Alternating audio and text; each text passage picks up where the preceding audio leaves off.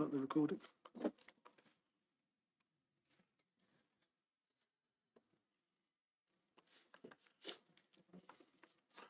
Right, okay. Good afternoon, everybody. Welcome to the Planning Committee meeting on Thursday, the 25th of April, 4 p.m. This is a hybrid. May I remind everyone present, this is a hybrid meeting and it's being live streamed as well as recorded via the internet, and this recording will be archived for future viewing.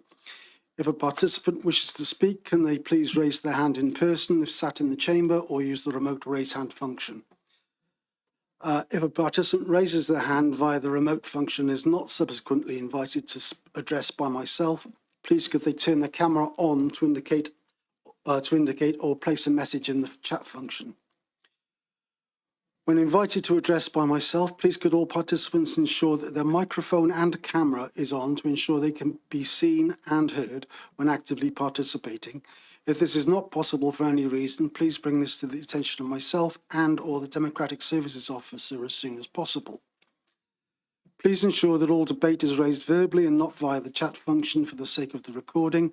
The chat function may be used to highlight any technical issues and or to grab the attention of myself or the Democratic Services Officer. If any participant has difficulty hearing or being heard when they're addressing the committee, then they should let myself or the Democratic Services Officer know. I'll just remind you all that you only need to press the raise hand function once and the participation button once. There is a slight delay, so please don't keep pressing. Thank you. All right, moving on to the agenda. Apologies for absence, please.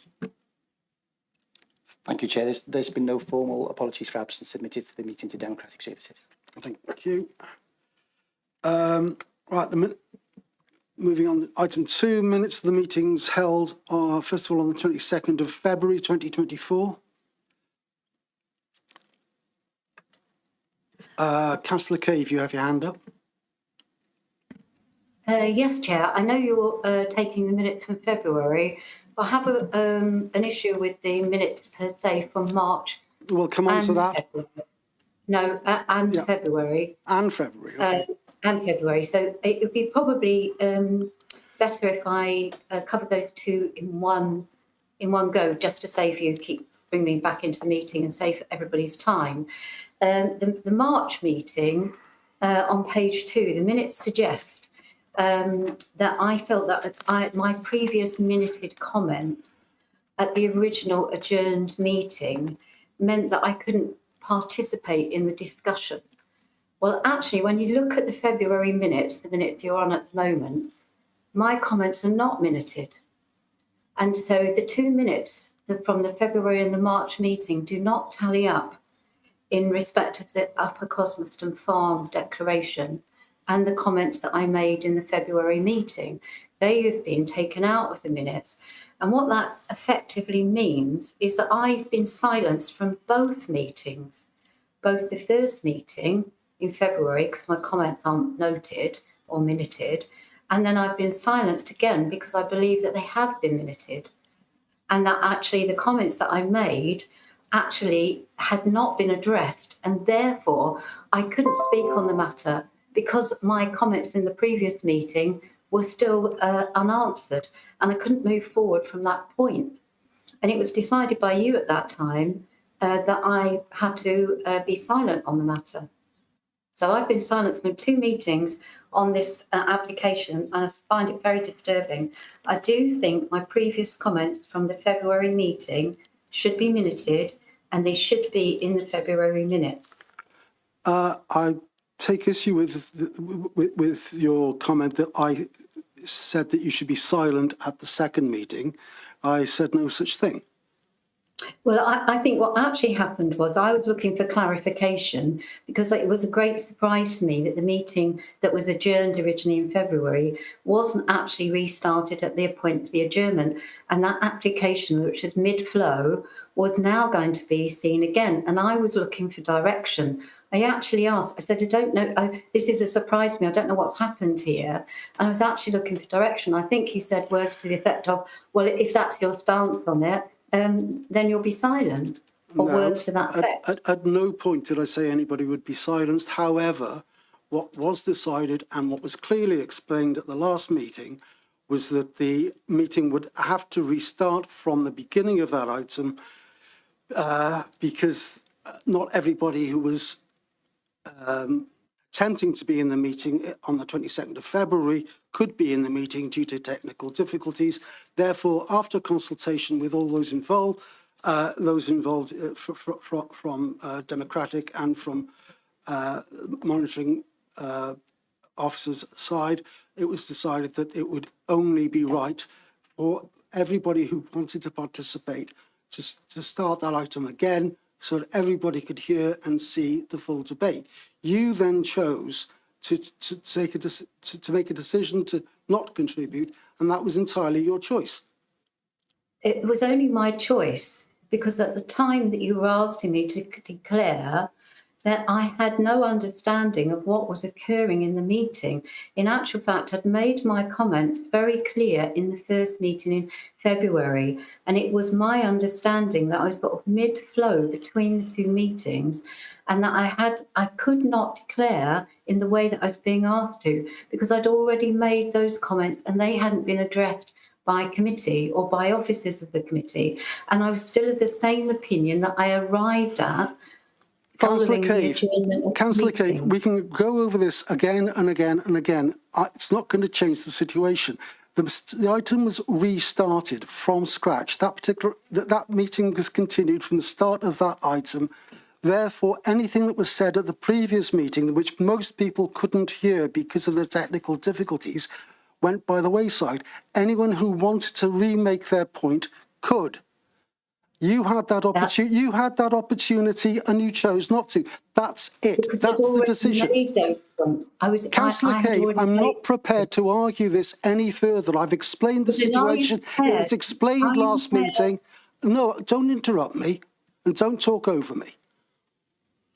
It was explained at the last meeting very clearly and very accurately what was going to happen. You chose not to participate. That was your choice.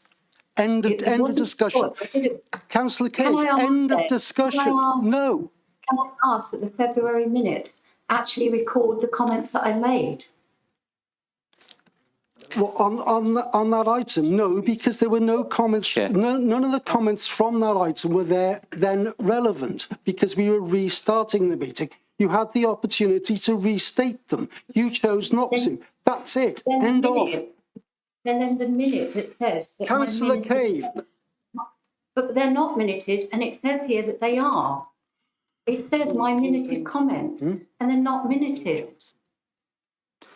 Councillor Johnson. Sorry, Chair. Firstly, can I move the minutes for the February meeting? Can I also make the point that it isn't normal for individual comments on planning applications to be minuted, and generally you'll find that the minutes that we have here are very straight and to the point, which is that they provide the recommendations and the decision that's made rather than individual choices. So if there's an issue with the March minutes, then maybe we can pick that up in the March minutes, but these are the February minutes and these are accurate as far as I can see. So can I move them, please? Thank you very much, Councillor Johnson. Right, Councillor Perry, you have your hand up.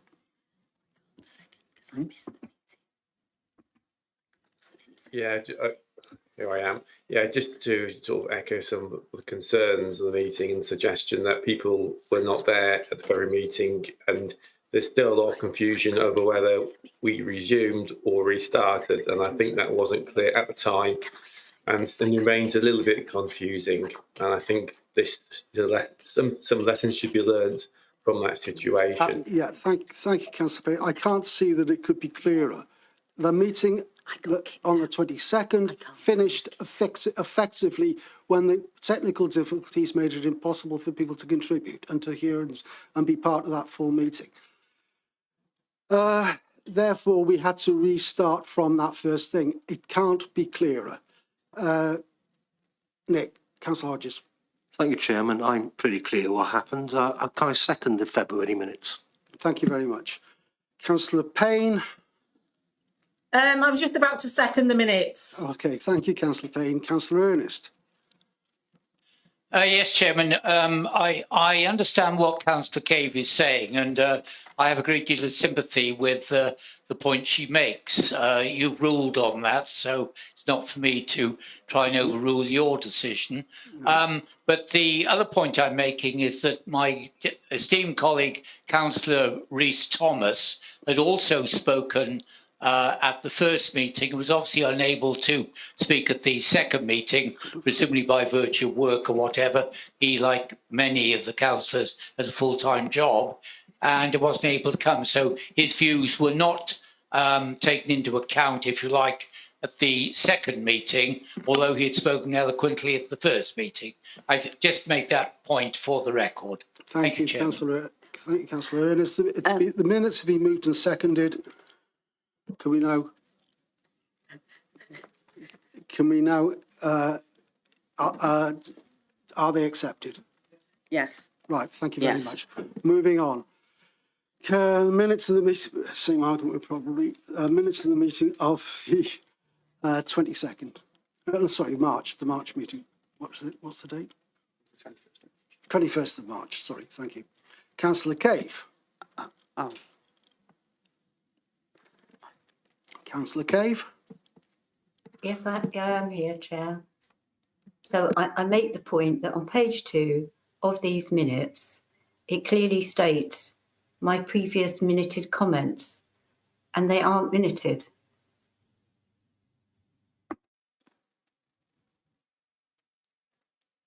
Right, as Councillor Johnson actually explained, individual comments are not normally minuted.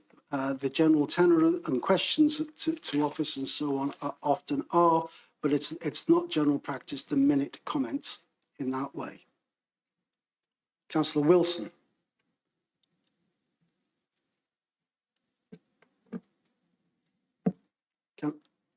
Councillor Wilson, you have your hand up. Yeah, can you hear me? Sorry, apologies. What I was going to say, not unless a member specifically wants to, and you allow it, Chair, of what they said. And it's important that you are the chair of the meeting here, and you made that ruling. But really, as Councillor Johnson rightly said here, is that these minutes are not, verbatim minutes. We'd be here forever if you had verbatim minutes, and really, we don't have the resources to do so anyway. So really, they're about decisions. Planning meetings, in particular, they're concerning decisions only, really. Yeah. Thank you, Councillor Wilson. Councillor Johnson. Thank you, Chair. I mean, the point that Councillor Cave is making is obviously on page 2 of the March minutes, where it says the councillor felt that her previous minuted comments at the original adjourned meeting. I wonder if those are actually, her own verbatim words that have been written down by our officers as part of her declaration of interests, and so actually those are being reflected back at her. So without I don't know if this has been brought to the chair's attention prior to today's meeting so that people could check this against the record, but my understanding of this would be that those declarations of interest are a reflection of the actual words that we've used and have been, maybe passed, but if this is what you said and Councillor Cave said in the meeting, that's why it says that there, rather than somebody taking it upon themselves to refer to previous minuted comments when those wouldn't have been minuted by our staff, and that's actually perhaps the wording that Councillor Cave has used. I don't know, Chair, whether it's worthwhile holding these minutes in abeyance to clarify Councillor Cave's point, or whether we simply go ahead, because I mean the minutes are the minutes. I don't think that there's anything in these minutes that I would disagree with, Chair. Thank you, Councillor Johnson. I think you probably have the right in that, and that your observations are correct in that these are declarations of interest rather than anything else, and that those declarations of interest are what each of us said at that meeting in order to declare our interests. Right. I know Councillor Gilligan has joined us. Councillor Gilligan, do you have a comment to make?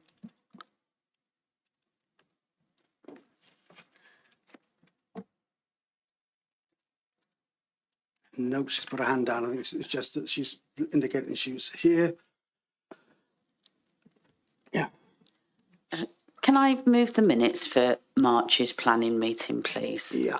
Thank you very much. Chair, just for clarification, is it, would it be appropriate actually to delete minuted from Councillor Cave's point there? You know, the councillor felt that her previous comments in the original adjourned meeting meant she could not participate in discussions and voting on this item. So obviously those comments have not actually been minuted and wouldn't have been and shouldn't have been. And therefore that would be a more accurate point, even though this, I suspect, and Councillor Cave can, I don't know whether Councillor Cave can provide more light on this, that actually those are verbatim comments from her, that she thought those comments would be minuted, even though actually they weren't and wouldn't have been. Councillor Cave, could you confirm that? Yes, I can clarify for everybody that I actually didn't think my comments had been minuted in the way that these minutes say that they had been minuted. So I'd be surprised if I did use that term, because when I had actually seen the February minutes, which ran alongside the recording, actually all it says on those minutes is as per the February minutes, which doesn't record anything of the previous meeting. You know, I'm a little bit concerned that I did take part in the February meeting and that has been wiped away from the minutes, but it is on the recording. So the Councillor recording is there. Cave, for clarification, the comments that you made on the Cosmeston item at that previous meeting, the comments that all of us made at that meeting were deleted because that item was restarted from scratch. So any comments made at that meeting became redundant because everybody who wanted to make a comment at the second meeting could have done so. Would you be content if we deleted the word minuted from the declaration of interest section in the March meeting in order to clarify that point? Well, I do think it's incorrect and it would make a better Councillor statement. Cave, I just asked you a question about whether you would be content for the word minuted to be deleted from the declaration of interest section to clarify. I think I just answered that. No, you didn't. I said if it was removed, it would make the minutes more accurate, and that is my Thank you very point that I'm much. making. Right, moving on. Councillor Payne, you have your hand up. I've moved the minutes. You moved, yeah. Councillor Fenny, you seconding? I've got Councillor Johnson seconding in the room, that's fine. Right. Moving on then from that, the minutes are moved and seconded. We come to item 3, which is this week's declarations of interest. Are there any declarations of interest on any of the items on today's agenda? Councillor Perry, you have your hand up. Is that a declaration of interest? No, I can't. Can I just ask that we have some cooler heads in the room, please? Yes. Just, Councillor I Cave? see people getting very heads up, and it's not a good I'm impression. not getting, I dispute that. I dispute that. Councillor Cave, you have your hand up. Do you have a declaration of interest? It's just an old hand, Chair, sorry. Thank you. Councillor Wilson, do you have a declaration of interest? No, you don't either. So I see no declarations of interest on to any of today's items. Yeah, just to confirm, Chair, there were no formal declarations of items received prior to the meeting. Thank you. Thank you. Item 4, site inspections as contained in the report, therefore noting. I move we note. Thank you. Item 5, building regulations, applications and other building control matters determined, blah, blah, blah. These are for noting. I move we note. Planning applications determined by Head of Sustainable Development under delegated powers. Again, I move we note. Thank you. Item 7, we've all received slides sent out this morning from Liam in relation to this, and I propose that we take only the appeals that were upheld rather than those that were turned down. Otherwise, we're going to be here all night. Before we go on to that, Councillor Wilson, you have your hand up? I'd like to second your proposal, Chair. Okay, thank you. Liam. Thank you, Chair. I'll just get the slideshow up on screen now so you can see what we're looking at. As I said, yeah, there was a lot of appeal decisions, so I wouldn't spend too much time going through everyone. It'll be here for quite some time. But yeah, so what I'd focus on really is the appeals that have been allowed. You've seen from the images that I've sent earlier today, which are all in the pack here. There was 3 appeals allowed, and they were all on a similar point. It relates to conversions of rural buildings in the Vale. Now, this particular property, Llanmihangel Cottage, is the first of those appeal decisions. An extension was proposed, so you can see on screen there in terms of the red line on the plan and the image. An extension was proposed to what was this converted barn. It's a curtilage listed building, and it's within the conservation area, and it was already in use as a holiday let, I understand. Officers considered the extension conflicted with policy MD11. Now, policy MD11 of your plan sets out quite clear policy that relates to barn conversions, in the sense that the reuse of the building needs to be achieved without substantial reconstruction, extension or alteration that unacceptably affects the appearance or the rural character of the building or its setting. So the policy usually comes into play when there's a disused or redundant barn in the countryside, and then there are plans to bring that barn back into use. But the SPG we have as well supplements that and makes it clear that the policy also applies to subsequent applications to extend or alter rural buildings that have already been converted. Otherwise, we'd be in a situation where an applicant could secure planning permission for a barn conversion, go through that tightly controlled process in terms of ensuring that the barn conversion respects the character of the building and any openings, etc., to that building. But then they could make amendments in the future, which perhaps wouldn't have been supported in the first place. Now, back in 2018, an inspector on a different case in the Vale at Ishton Barn in Leckwith put this quite clearly. Did a little bit of research, and the inspector in that case said, although much of the policy guidance concerning the conversion and renovation of traditional rural buildings is on its face directed at schemes for initial conversion, it is only sensible that the same design principles should be applied to subsequent proposals for further alteration or adaptation, including later proposals for extension. If this were not so, then initial efforts to preserve the character and integrity of the original buildings and their contribution to a locality could be all too easily undermined by subsequent unsympathetic development. Paragraph 2.2 of the SPG confirms that both the policy and guidance it contains are applicable to subsequent applications to extend or alter rural buildings that have already been converted. And then it goes on to say that the reason the 2005 permission for Ishton Barn was made subject to condition removing permitted development rights. So normally when you'd allow a barn conversion, you'd remove permitted development rights, which would allow householders normally to extend the property, so you'd remove those rights. So that was the case in that particular instance. Now moving on to this particular scheme, Llanmihangel Cottage, the inspector did take a contrary view to that, did question the approach the authority was taking, which is quite difficult to understand because the policy and SPG wording is quite clear. In reading the decision, you'll see much of this assessment comes down to a matter of judgment. Don't think there was anything wrong we've done in terms of our interpretation of the policy and how we reached the decision we did. So based on policy and guidance. So the view of officers was that it was harmful to the character of the building, the appearance, and generally the simple form of the building, because you can see it is quite a simple formed building, and then you add an extension to it, you kind of undermine the whole context there. So the inspector disagreed. They placed some weight on the fact that there was a larger building on the site previously as well. So that was that one. Moving on to the next one there, TE Sav, Drope Road. Same policy came under scrutiny here, MD11. This involved quite a large extension to the rear of a converted barn to provide extra kitchen accommodation.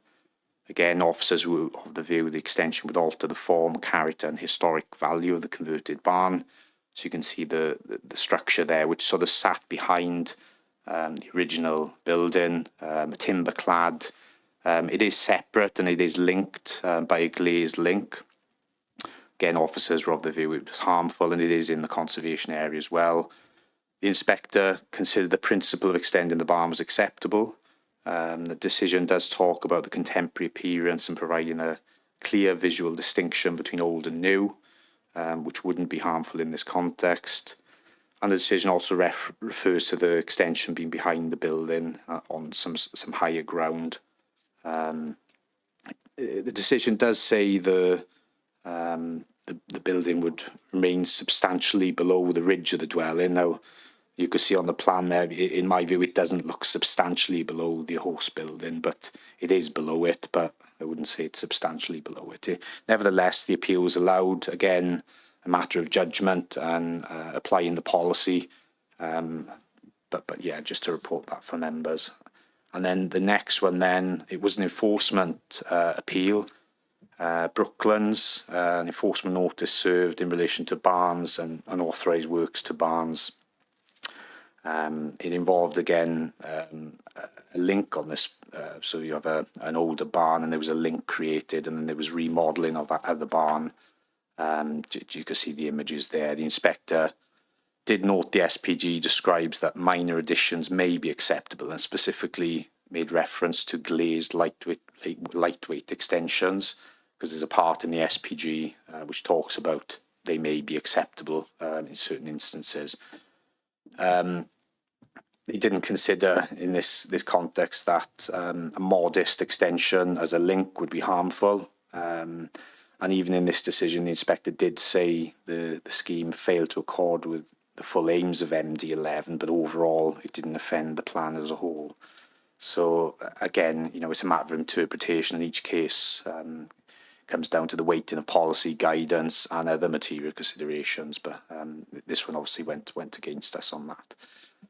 In terms of that policy, just put that slide up and obviously it'll be circulated to members, but it's just an extract I put together on the policy wording of MD11, so conversion of rural buildings. As I said, it sort of sets out scenarios in terms of when you can convert a rural building. In the case where the conversion of an existing rural building will not give rise to the need for a replacement building, and reuse can be achieved without substantial reconstruction, extension or alteration that unacceptably affects the appearance and rural character of the building or its setting. So criteria 2 there is the key point. And perhaps it's a point we need to review in terms of our replacement LDP and in light of appeal decision we do have in terms of that policy. But then the wording of the SPG, some key points there I've just highlighted in yellow. Minor extensions may be acceptable where this is designed with sensitivity. So the starting point is you don't extend the barn, but there may be circumstances where minor extensions, and that's the point really, and the extension should enhance the character and appearance of the building. And on the bottom there, subordinate to the scale of the existing building. So yeah, those decisions obviously were allowed, but as you see from your papers, there's a number of decisions that have been dismissed as well in the pack. So you can have a read through those ones. Thank you, Chair. Thank you, Liam. I have one hand up. I'll take it as a question on one of the appeals. Yeah. If I could quickly come in, yeah. Hi, Liam. A couple of those were in my ward, and the first one was at the Drope. Now, that termination was made in just 35 days. I had a look at that one, and they struggled with pre-planning applications, which took an extraordinary amount of time, and they were going on and on, and the residents were calling me because they were getting no answers. Eventually got the answer to that and put in a planning application, which then got refused in just 35 days. And it did seem to be unfair because the principle was there in planning, and it did seem that it would be better for all parties if we'd taken a little bit more time and work with the resident in that planning application to get it to meet the needs of the planning department, rather than refuse it so quickly and then for it to go to appeal. And it's wasted time. It's caused a great deal of stress to the homeowners, and it doesn't seem to have benefited at all Obviously, the inspector's come out and made his statements on that one. But I'm just wondering, and see Ian's hands up, if we can, and of course now we've got a heritage officer as well, which does help because you've got that specialist expertise. So that's going to help us going forward. But I'm just wondering if we can, in future, take a little bit more time on these. It's unusual. It's unusual to hear a member asking for more time to be taken and delays to things. Ian Robinson, you have your hand up.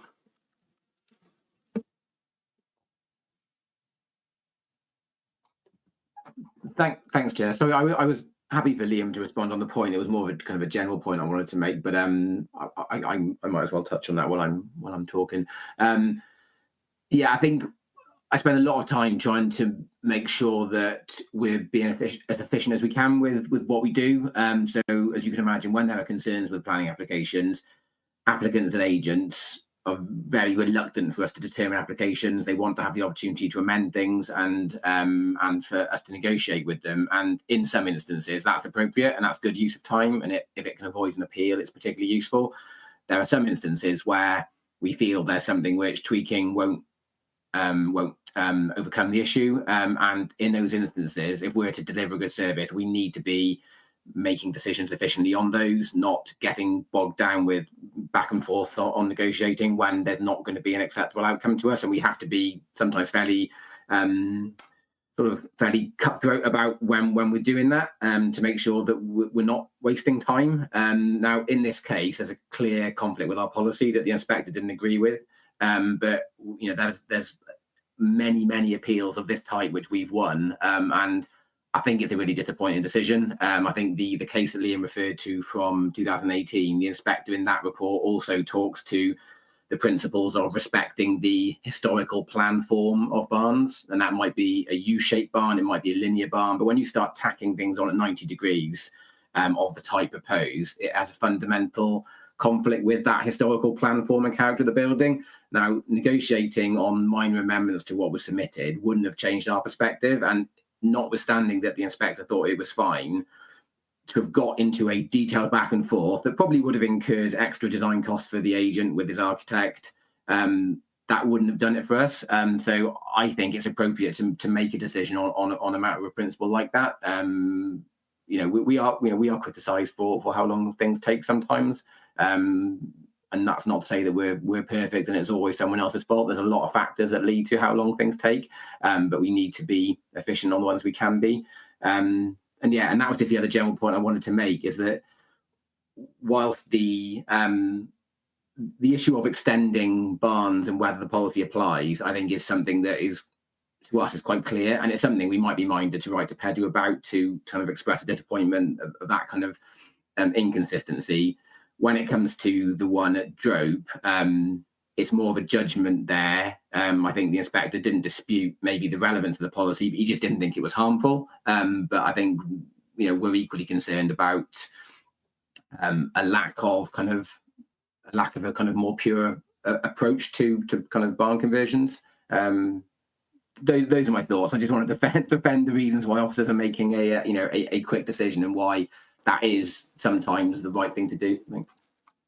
Yeah, Could I just come in on the time it took to determine the application? So there was an application in 2021 for a previous scheme, and then this particular application came in on the 27th of February 2023, and it was decided on the 16th of May 2023. So it is taken sort of just over the 8 weeks, and I think officers agreed an extension of time on it. So I'm not sure whether the time you were talking about was the appeal decision process or the application process.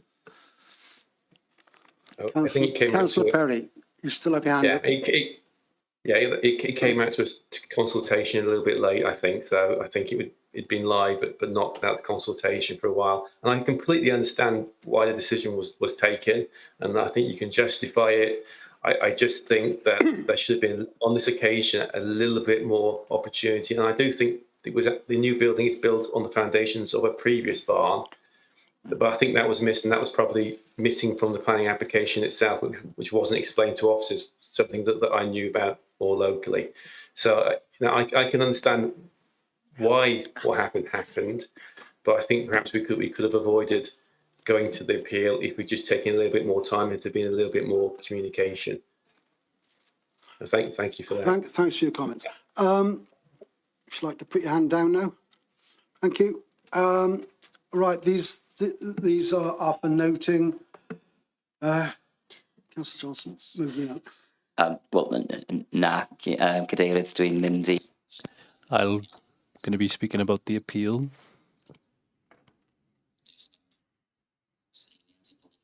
Just give everybody a moment to put their headphones on in the chamber.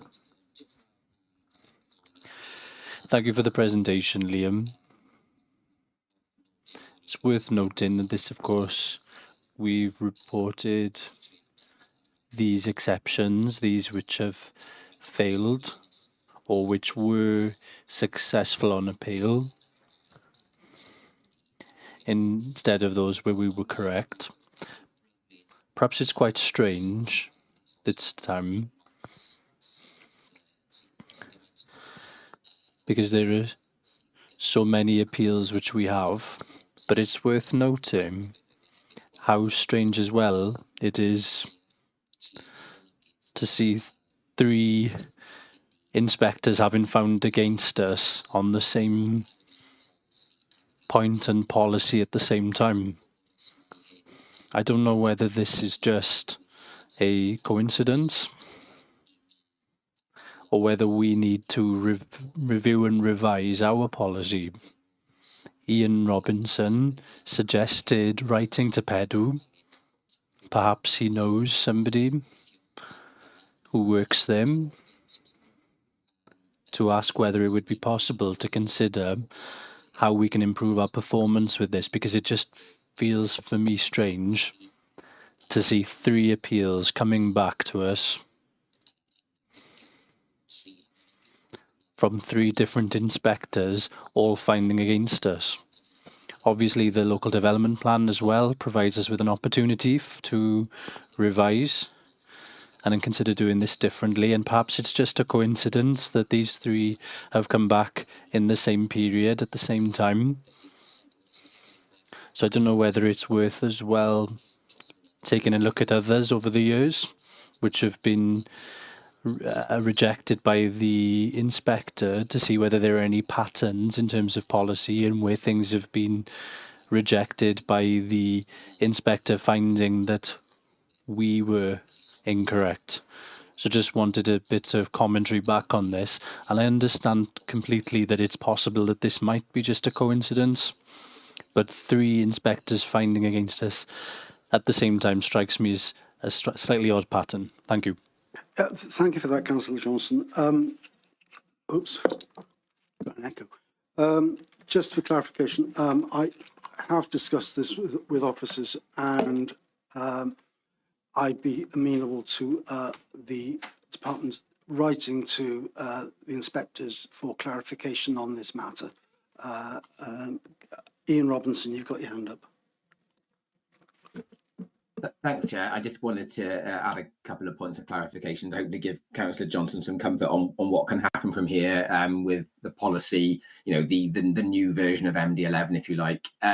So when we get to deposit stage, obviously we'll be consulting on that in the same way that we have been on the strategy, and you know, everybody will get a chance to have a say regarding, you know, the detailed policies of the plan and whether we think they're structured correctly to kind of deal with these kinds of proposals.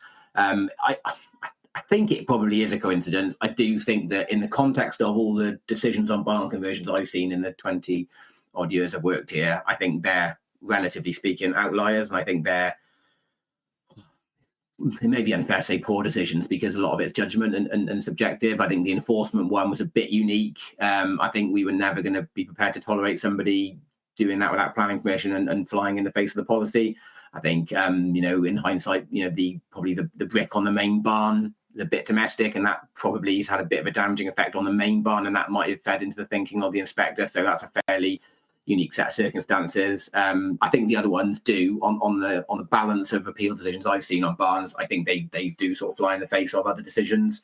So I'd like to think it's relatively a coincidence. And in my mind, I wouldn't be proposing we fundamentally change our approach to these kinds of things. But obviously happy to hear the views of others through the consultation process on the LDP. Certainly, I think we need to be conscious that we can look at this in terms of the RLDP, but we are stuck with the current LDP and have to do it. Have to operate in accordance with that. However, as Councillor Johnson has suggested, and as we discussed earlier, I would encourage officers to write to PEDU and the inspectors for clarification on this particular point, because if we are getting it wrong, which I don't think we are, then we need to be told why. In that case, I move we note this part of the report. Thank you. Sandra, yeah. Can I just give Wendy Gilligan's apologies, please, if we can just return to that item. Thank you. Thank you, Chair. Thank you. Item 8 is trees. Again, this is a list for noting. Move we note. Seconded. Thank you. Item 9 then is enforcement. Sarah, are you there? I am. I think, Liam, we're going to get the presentation.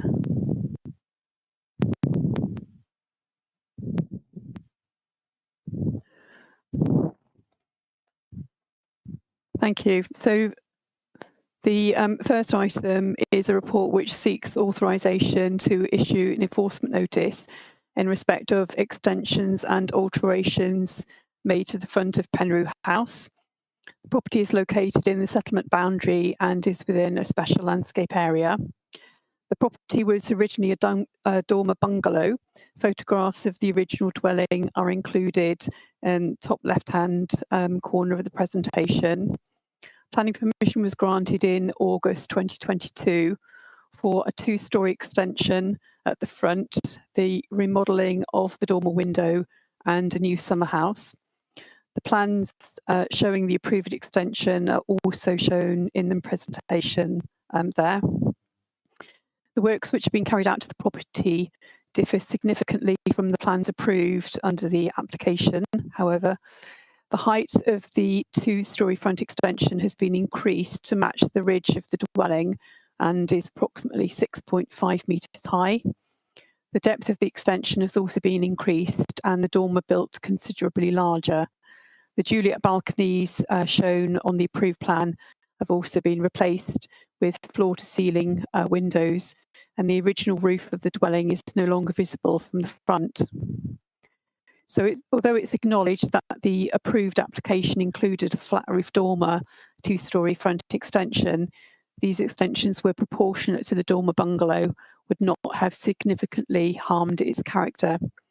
As can be seen from the photographs of the existing property, it now has a boxed form at the front, and the extensions are considered disproportionate to the house. The development undertaken is considered to be contrary to policies MD2 and MD12 of the LDP, as well as the residential and householder SPG. The front extension as built is also considered to have an overbearing impact on the neighbouring property on the eastern side. This impact is illustrated by the photographs in the presentation, which are taken from the driveway of Downs End.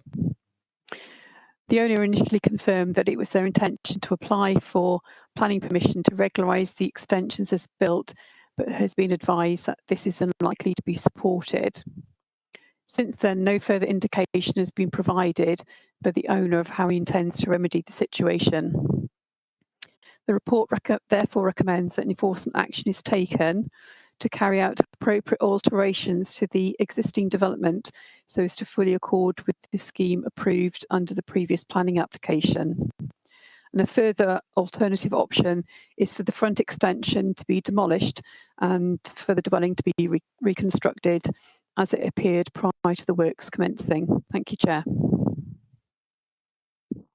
Thank you, Sarah. Any comments, any questions from the members of the committee? Can I Sandra? move the officer's recommendations for enforcement, please? Thank you. Do I have a second? Councillor Hodges seconded. Second. And Councillor Ernest has seconded. Anyone opposed? I see no hands. That's carried. Moving on then, Sarah, your next one, please. Thank you. We've also got this on the presentation.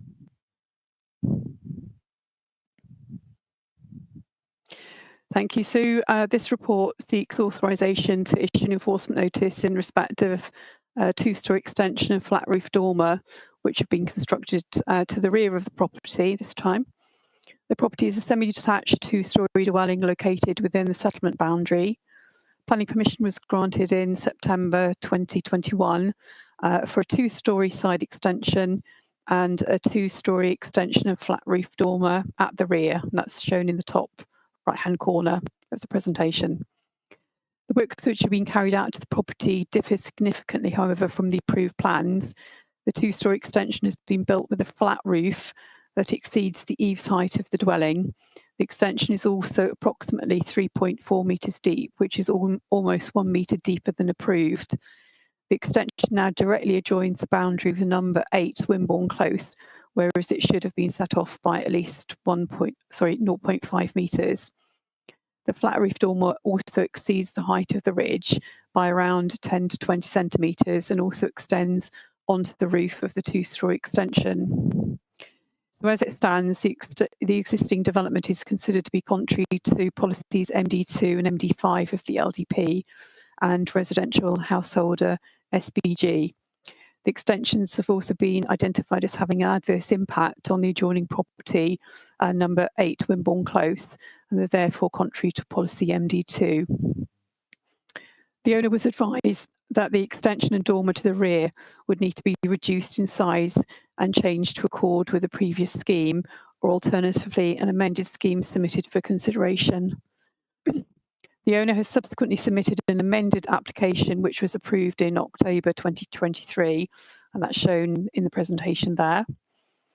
The plans show that the roof of the rear extension would be amended to provide a pitch roof.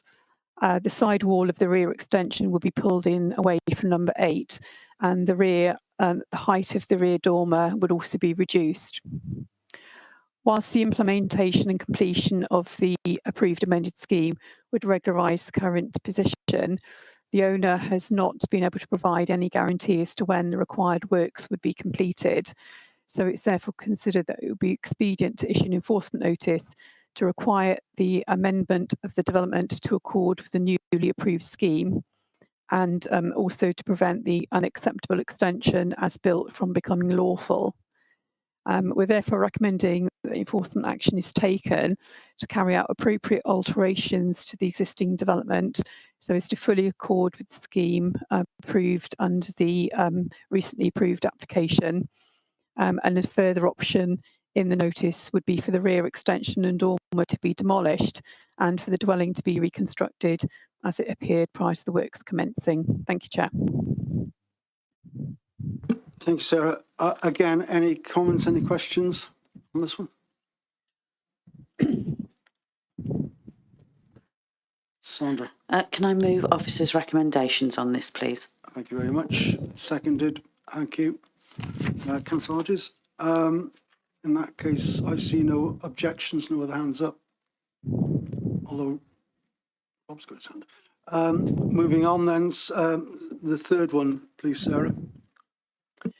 Thank you, Chair. We've got a presentation for this as well. So this report seeks authorisation to issue an enforcement notice in respect of a new building erected to the rear of Orchard Dean in Welsh St Donats. The property is located within the open countryside and is also within the special landscape area. There is no planning history relating to this building or the agricultural building which previously existed at the site. It's assumed that the previous building, which can be seen on satellite imagery, formed part of the original farm. An image of the previous building is taken from Street View, is shown in the presentation in the bottom left-hand corner. As a result of the investigation undertaken, it has been identified that a new building has been constructed. It has been claimed that the works are a renovation of the previous agricultural building, which was located to the north of the bungalow. It can be seen by comparing the site map and photographs of the new building that this has been constructed in a similar location as the previous building. However, no evidence has been provided by the landowner to indicate that any original elements of the previous building have been retained. In relation to the conversion and renovation of rural buildings, and as Liam has just explained, policy MD11 allows existing former buildings to be converted, provided the reuse can be achieved without substantial reconstruction. As can be seen from the presentation, the previous building was a modern rural building with a metal-clad finish. However, the works undertaken have altered the whole external appearance of the building, and no evidence has been submitted to suggest that any of the previous materials have been retained. Additionally, the roof structure and form has been changed, being constructed entirely in new materials with no resemblance to the previous structure. As it has not been demonstrated that these works constitute the renovation of an existing barn, as would be required under policy MD11, they are considered to be the development of a new building within the open countryside. In relation to any agricultural justification, although the new building is located on agricultural land, no details have been provided by the landowner of any agricultural business at the site. It's therefore considered that this building is unsustainable and has an unacceptable impact on the countryside and the special landscape area, contrary to policies of the LDP. Correspondence has been exchanged with the owner and their agent regarding the potential for a planning application to be submitted for use as both holiday accommodation and for agricultural purposes. It has been explained that the works undertaken are not considered to be the renovation of a rural building, that the development is considered to be contrary to planning policies, which is why an application has not been invited. As the building is considered to constitute a new building in the countryside, it's therefore recommended in the report that enforcement action should be taken to secure its demolition. As members will note, however, from the Matters Arising report, since this report was prepared, a retrospective planning application has been submitted for the refurbishment of the dilapidated cowshed and hay barn. It is therefore recommended that enforcement action should be postponed to allow for the determination of this application. If, however, the application submitted is not determined as valid or is refused, the enforcement action should proceed. Thank you, Chair. So for clarification, we're being asked to agree enforcement action, which will then be triggered if the negotiations with the landowner over their planning application are unsuccessful. Is that a fair summary? That's correct. Either if the application is refused or the application that's been submitted is determined as not valid. Thank you, Sarah. That's clear. Happy to move officers' recommendations. Seconded by Councillor Hodges. Thank you again. Any opposition or any other comment? None. That's carried then. Moving on then to agenda item 10, which is the planning applications, and we will start with 2023-00285/RG3, St Richard Gwyn, RC High School, Argay Lane. And I think this is Steve, you're presenting this. Thank you, Chairman. Liam, if you just share the slides. So just the first thing on this application, we've had a Matters Rising, which has been circulated to members. This relates to some changes requested by the agent in relation to conditions 16 and 30. So as officers, we are recommending the slight tweaks to conditions 16 and 30. So as you can see, the red line in front of you, that shows existing site extent of St Richard Gwyn Roman Catholic High School. So for those perhaps that are not aware of the school, this is located at the western side of Argyle Lane, St Andrews Major. The site itself is about 5.2 hectares and is located to the northeast of the Barry Docks Link Road, and it's set in about by approximately 60 metres from the corner. The site itself is located in the countryside and falls outside of the any settlement boundary, particularly the Barry settlement boundary. If we could move on to the next slide, please, Liam. So the aerial photograph in front of you shows the existing school buildings and associated structures, which are located at the northernmost part of the site. Vehicular access to the site is provided from Argyle Lane to the north, and the existing school has a vehicle entrance serving the main parking area to northwest of the site, and a secondary entrance comprising of a semicircular ingress and egress service bus drop-off and pick-up area. I think the next aerial photograph shows a different angle of the school. As you can see, the school currently comprises of a range of sort of buildings that have been built piecemeal since the school was originally built, I think, in perhaps 50s. In particular, I think there's a street view or a photograph that shows the older flat roof, sort of 1950s, 60s buildings, and then you've got the more modern sort of pent roof building to the left-hand side. So the application is effectively to demolish all of the buildings within the school site and to construct a 4-storey mixed-sex comprehensive school with associated parking and landscape facilities.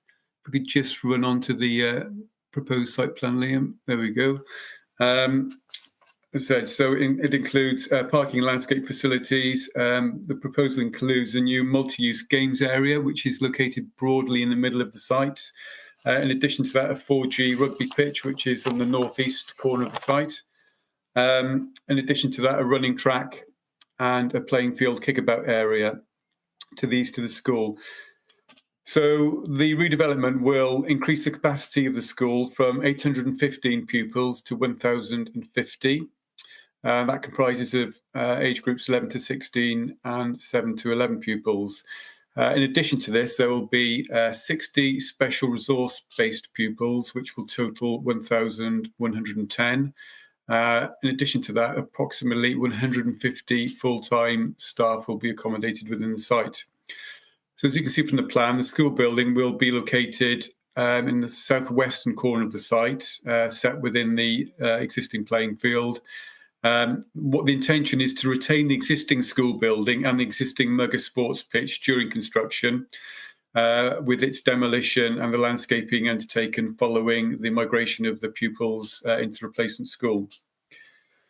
In terms of access arrangements, the proposal, I think there might be, there we go. The proposal would be served by a one-way east to west in-out vehicle access arrangement with a school/minibus drop-off and a separate parent drop-off lane with 14 drop-off bays within the school site. The arrangement also provides access to the proposed parking area, which is located in the sort of western corner. That totals 100 spaces, of which 6 are disabled. In addition, there are 14 spaces proposed within the parent drop-off area. In addition to this, there's also cycle parking for 220 spaces, as shown on the plan in front of you. As part of just to let members know, the site, as historic, is in the flood area. So the kind of proposals have really been driven out the need to ensure that the site can be developed within what is currently a floodplain. So lots of the measures and the design from inception has been to alleviate the flooding problems that can happen at the site. So as a result of that, the levels are to increase throughout the site to a maximum of 1.3 metres, which would be located to the kickabout area. That forms the part of the flood mitigation measures. There are some sections, if members can look at page 115 of the officer's report, there's 2 sections there that show sections through the site. So if we can go, Liam, to the elevations. So the main school building would be 4 stories in height with an attached 2-story sports hall, which is the building you see to the left, which would be on the eastern side of the main school block. So a 3-story block comprises of classrooms, and the main school hall projects forward of the western side of the main block, which you can see with the sort of cantilevered angled just above the wording of the school. That's joined by a 3-story central atrium, which accommodates a dining area, kitchen and storeroom. So the school itself is broadly an L-shaped form. The sports hall forms an exception to that, which sort of projects out from the southeastern corner. The main block measures approximately 95 metres in width, 21 metres in depth, with a maximum height of 17.4 metres. Similarly, the sports hall has a maximum width of 35 metres and a depth of 20, and a reduced ridge at 9.2. Again, there's a lot, because it's a big, quite complicated building. All of the dimensions are set out on page 116 of the officer's report. So just finally, in terms of materials and finishes, as you can see from the images in front of you, it's not dissimilar to lots of modern schools, contemporary in terms of its overall design form, lots of glazing, lots of contemporary window detailings, etc. So the building will be finished in a grey brickwork to the main block, with concrete banding and window, and window door head detailing, with fibre cement cladding to the sports hall and the main hall in the multi-red colour, and fibre cement cladding to the chapel in grey colour. Windows will be grey and doors will dark grey, and there's also the grey in the glass spandrel blanking panels. So very briefly, that is that's a description of the development. I won't go into the sort of planning merits of it. I'm happy to say the recommendation is to approve the scheme. The scheme has been subject to, because of the complications in terms of flooding and some Welsh water issues as well, been quite a lot of protracted discussions and submission of lots of additional supporting information. But obviously this is, an important part of the Council's 21st Century School Programme, and I believe this is one of the last schools to be subject to redevelopment. Ultimately, this proposal will ensure that the school is able to meet the demands going forward, and will address the poor condition and suitability of existing buildings. I'm happy to leave it there, Chair, and happy to answer any questions. Thank you. Thank you, Steve. All right. Can I ask members for comments or questions? First hand up I see is Councillor Perry. Here I am. Can you see me now? Yeah. Missing from the documentation in what we have now is a climate emergency, which is turning into climate catastrophe. There's no mention at all in documentation of the carbon footprint of demolition of the building, nor is there mention of the carbon footprint of the construction of the new building, and what actions and choices are being taken to reduce that environmental impact. What I do see is a massive increase in car parking, with the assumption that we will all be driving cars in the next 50, 100 years as we are now, possibly getting bigger than they are now, which doesn't seem to sort of fit with the climate emergency either. I've got a few other questions, but perhaps you could quickly answer that as to why we don't have any figures on the carbon footprint. Can I ask you to ask all your questions first, Councillor Perry, then I'll ask Councillor Ernest and Councillor Payne, and then I'll ask for a reply to all the questions, otherwise we'll be back and forth. Yeah, so there are obviously 220 bicycle parking spaces, but there doesn't seem to be the equivalent of the Dutch infrastructure for children to cycle to a school, and the streets of Barry aren't particularly cycle friendly. There's no proper segregated infrastructure, and the roads are potholed and dangerous even for adults to cycle, never mind children with smaller bicycles and smaller wheels. I'm wondering what lessons were learnt from the previous school that was built in Barry. I do have concerns over the amount of lighting. I accept that you'd want the bright lighting on the 15-metre high columns for the Mugger, perhaps. But in regards to the car parking, 4-metre high columns do seem rather high and rather dense, and there is some spillage outside the school grounds according to the plan, which I had to look up on the planning portal rather than in the documents. And I would ask that, should this go ahead, there's a condition that the lighting within the car park and footway areas in the school, except the mugger, you might want a colder light, but we should have a maximum of 2,200 K lighting, so a warmer light. We are talking about biodiversity, so you can't put in fake habitat for biodiversity and then attract all your moths to your wonderfully white light. So you need to really, really think about colour temperature, and so I believe it should be conditioned with a maximum colour temperature of 2,200 K. I'm concerned that there's no member oversight of the biodiversity enhancements, because that's not being done. Same goes for the archaeology survey. That's not been done due to cost. So there's all these little things going off here that we don't know yet. We're signing off without actually knowing. And the street drop-off is going to end, and there's going to be a pick-up drop-off loop, which is going to change liability.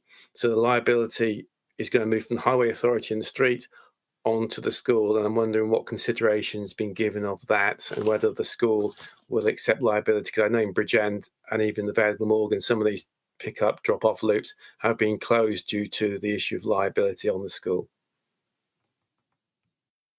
Thank you, Councillor Perry. Moving on, Councillor Ernest, can we have your questions, please? As I say, I'll ask Steve to answer all questions after this first tranche of hands.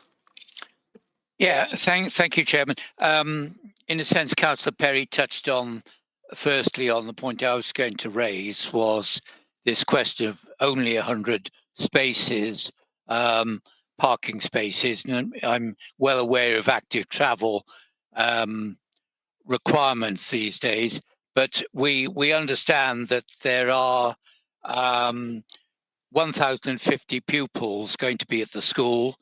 And of course, there's a considerable number of staff.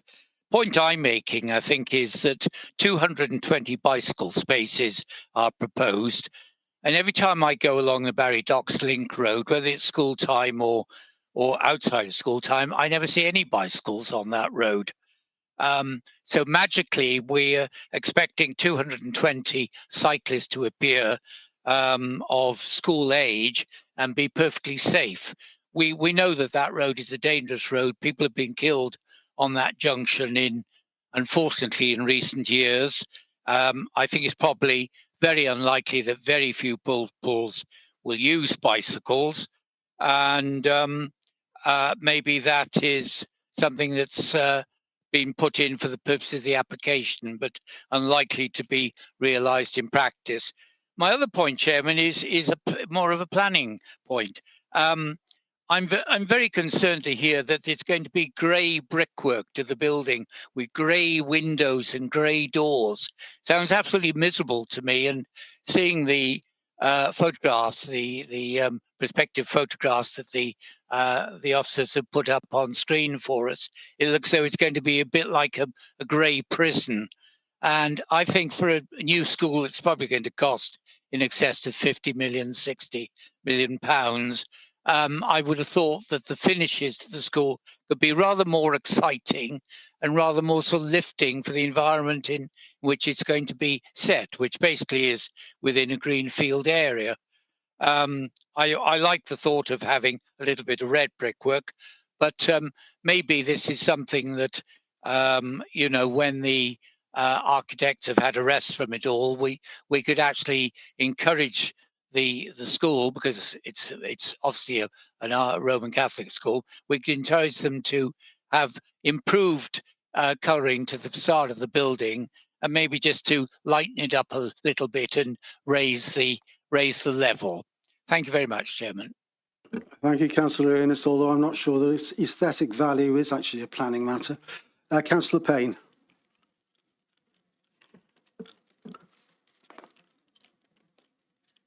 Helen? Councillor Payne? Can you hear me? Yeah, we can now. Thank you. So, thank you for that. Some of my concerns were around the parking. So, currently, because this is just on the border of my ward and I travel there every day, some of the concerns with the parking. So I think the turnaround inside the school is a better option, because currently they are queuing outside and sometimes blocking the road.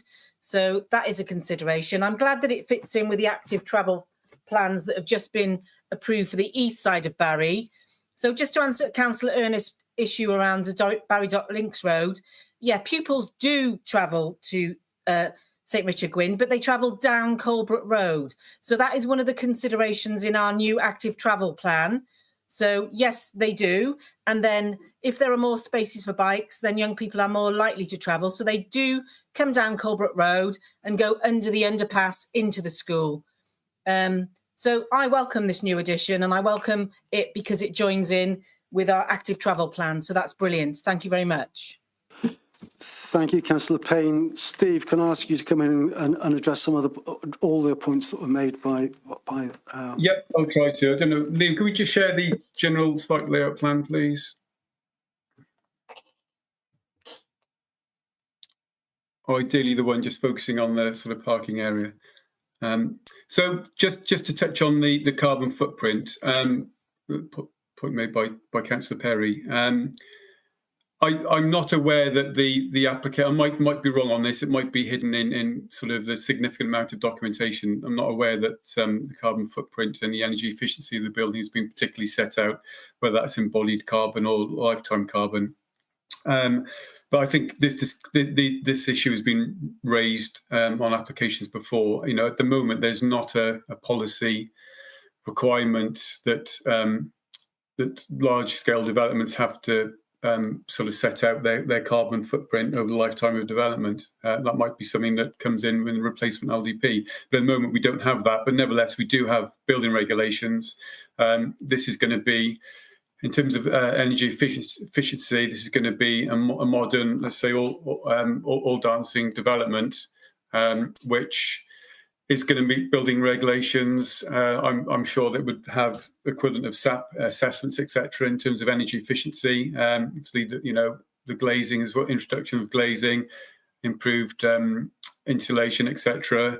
Low energy, I'm sure, in terms of M&E, low energy running costs, etc., etc. All of which will, over the lifetime of that of the school, one would have thought would improve the carbon footprint over the existing school, or particularly with kind of adding sort of piecemeal extensions onto the existing school. As we've seen in the aerial photographs, a lot of those buildings date back to sort of 1950s and 60s.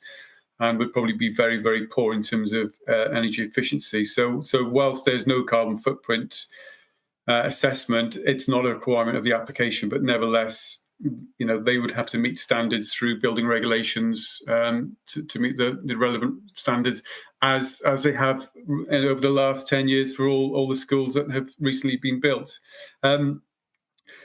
Just touching on the car parking, there is a lot of car parking. But what I would say is that is to some degree balanced out by the significant number of cycle parking spaces. In addition to that, we've also got a condition on for a travel plan. So we'll be absolutely pushing that everybody who travels to the site, whether they're primary teaching staff, whether they are cleaners, etc., caretakers, parents dropping off, that they get to the site with the most sustainable means of transport. So you have to accept it is in a more of a remote location perhaps than a typical urban school. So there has to be an acceptance that is going to be some parking. Obviously, our highways team have looked at the parking levels. They're satisfied with that. I don't think it is a lot of spaces, but equally, Councillor Ernest is sort of almost questioning, criticising the fact that they're on the balance. There's 220 cycle spaces, so a lot of this, a lot of this school has been designed for the sort of the pick up and the drop off approach, particularly with coaches. And there's, we feel that there's an enhancement by preventing dropping off on Argyle Lane, and that's going to be sort of tandemed with TROs to prevent any dropping off. So, I mean, it's right in some schools don't allow parents to access the school site to drop off. In this case, obviously our education team looked long and hard, no doubt in conjunction with our highways team, and felt that the best option would be to bring vehicles and coaches in to drop off and then to leave. To save then congestion on Argyle Lane. Overall, you know, it'd probably be a solution that would actually sort of enhance, pupil safety. In terms of lighting levels, I absolutely agree with Councillor Perry's points on the concern about lighting, and it's something that, you know, as officers we've picked up.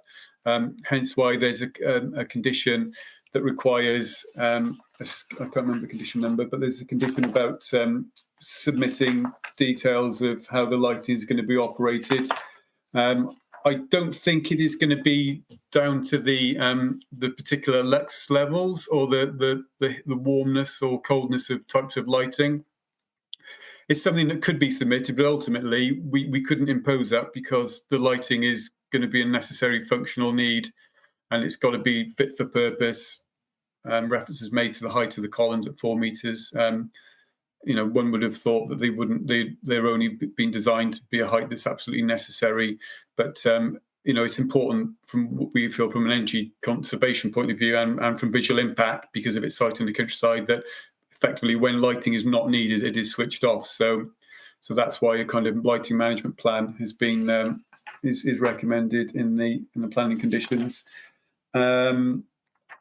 Just on another point about ecology, the ecology has been fully assessed, and we know there's significant discussions back and forth with Glamorgan, with NRW on that point. Obviously, like a lot of these larger sites, it is a licence issue, and that a licence is required. But the scheme does deliver biodiversity enhancements in line with Planning Policy Wales and our own SPG. In terms of archaeology. Page 162 and 163 does set out the approach on that matter. It's safe to say that Glamorgan Gwent were looking for archaeological field evaluation work to be undertaken up front as part of the application. But as the report clearly sets out, as it's an active school, it would be difficult to have those works in place during the operation of the school, and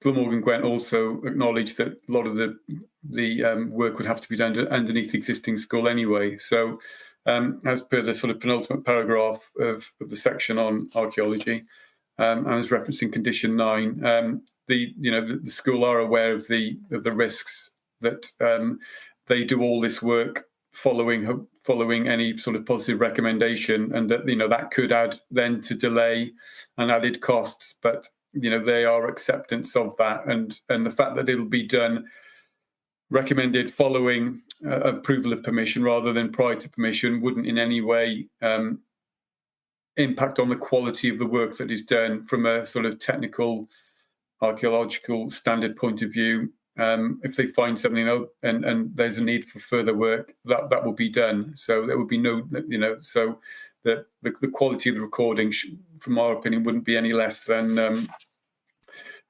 their preferred view, which is to have an upfront archaeology work. Again, just on the cycling, Councillor Payne, I think, has been very helpful in sort of clarifying the point on the active travel. Again, we have an active travel officer, and again, this all sort of dovetails with the travel plan that we've got, really to push sustainable means of accessing the site. So it might be quite aspirational to have 220 cycle stands, but if you don't put them in, this school is there for the next 50, 60, 70, 100 years. So if you don't put those spaces in now, those parking stands in, then you're probably never going to get them in. So, from our point of view, we would sooner see cycle stands being there than more parking spaces. Just finally, I think just on the brickwork, Liam, can we just share the elevations of the school, the 4-storey block? I do understand the point that the Councillor Ernest is making, that it appears a rather kind of monolithic grey block. I think some of the detail has been lost when we say we've got drawings which show sort of close up, and where you see the brick panels, there are kind of linear breaks sort of horizontally and banding. There's also banding around the windows as well. So it won't appear as a kind of monolithic block. And I guess to some degree, that design, in terms of its tonality, has been designed to perhaps fit in with its rural location, rather than perhaps an urban school where you have lots of these sort of coloured panels, etc. It's kind of, if I can recall from the design and access statement, reference has been made to sort of picking up the design of kind of agrarian buildings that you'd often find, and you do often find concrete, quite large-scale concrete agricultural buildings. And again, the red sort of picks up on some of the agricultural buildings you're likely to find in the area. So, I mean, it's difficult because it is what it is, which is it is a big 4-storey school. So there's only so much you can do in terms of materials and finishes. But we have conditioned it, so we'll be securing the best quality materials and finishes we get, and we will be ensuring that there is that sort of contrast there between the windows, the surrounds around the windows, the paneling, and then the sort of the linear sort of panels as well. So we feel that it'll look perhaps a lot more broken up than perhaps the elevations show. I think I've answered hopefully most questions, but by all means, if any members want to come back, I'll happy to confirm. Thank you. Thank you, Steve. On Councillor Perry's comments about the lighting and so on, it's my understanding that lighting more to the blue end of the spectrum is more harmful to human health and well-being as well as the natural world, and that lighting more to the other end of the spectrum is better. So warm white rather than bright white, I think, is the theme there. Have we any other comments or questions? Councillor Johnson. Diolch yn fawr, Cadeirydd. Just give everybody a moment to put their headphones on in the chamber. Everyone okay? Okay, I'll carry on. Thank you for the opportunity to speak about this application today. I'd like to welcome the application, as I understand it, this is the last comprehensive in the county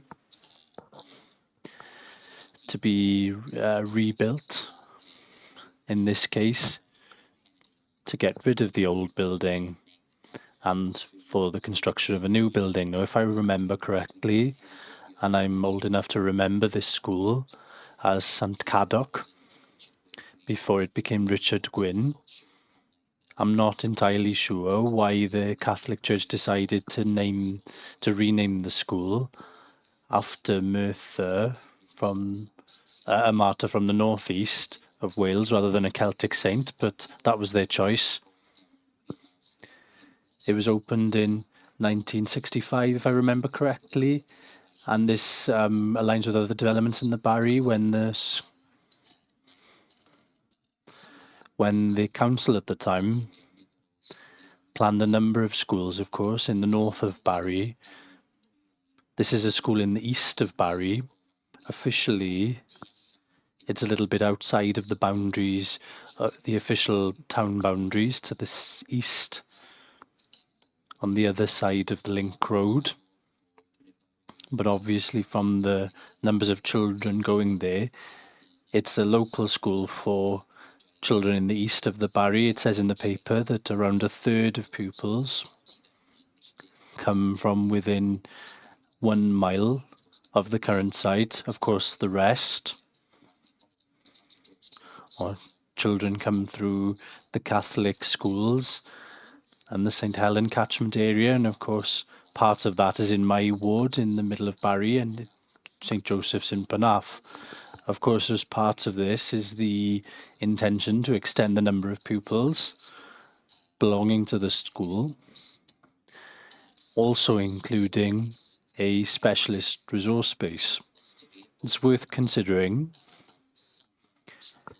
that this is a educational traditional site, although the school has been there for 60 years, so it's not a new use of the site.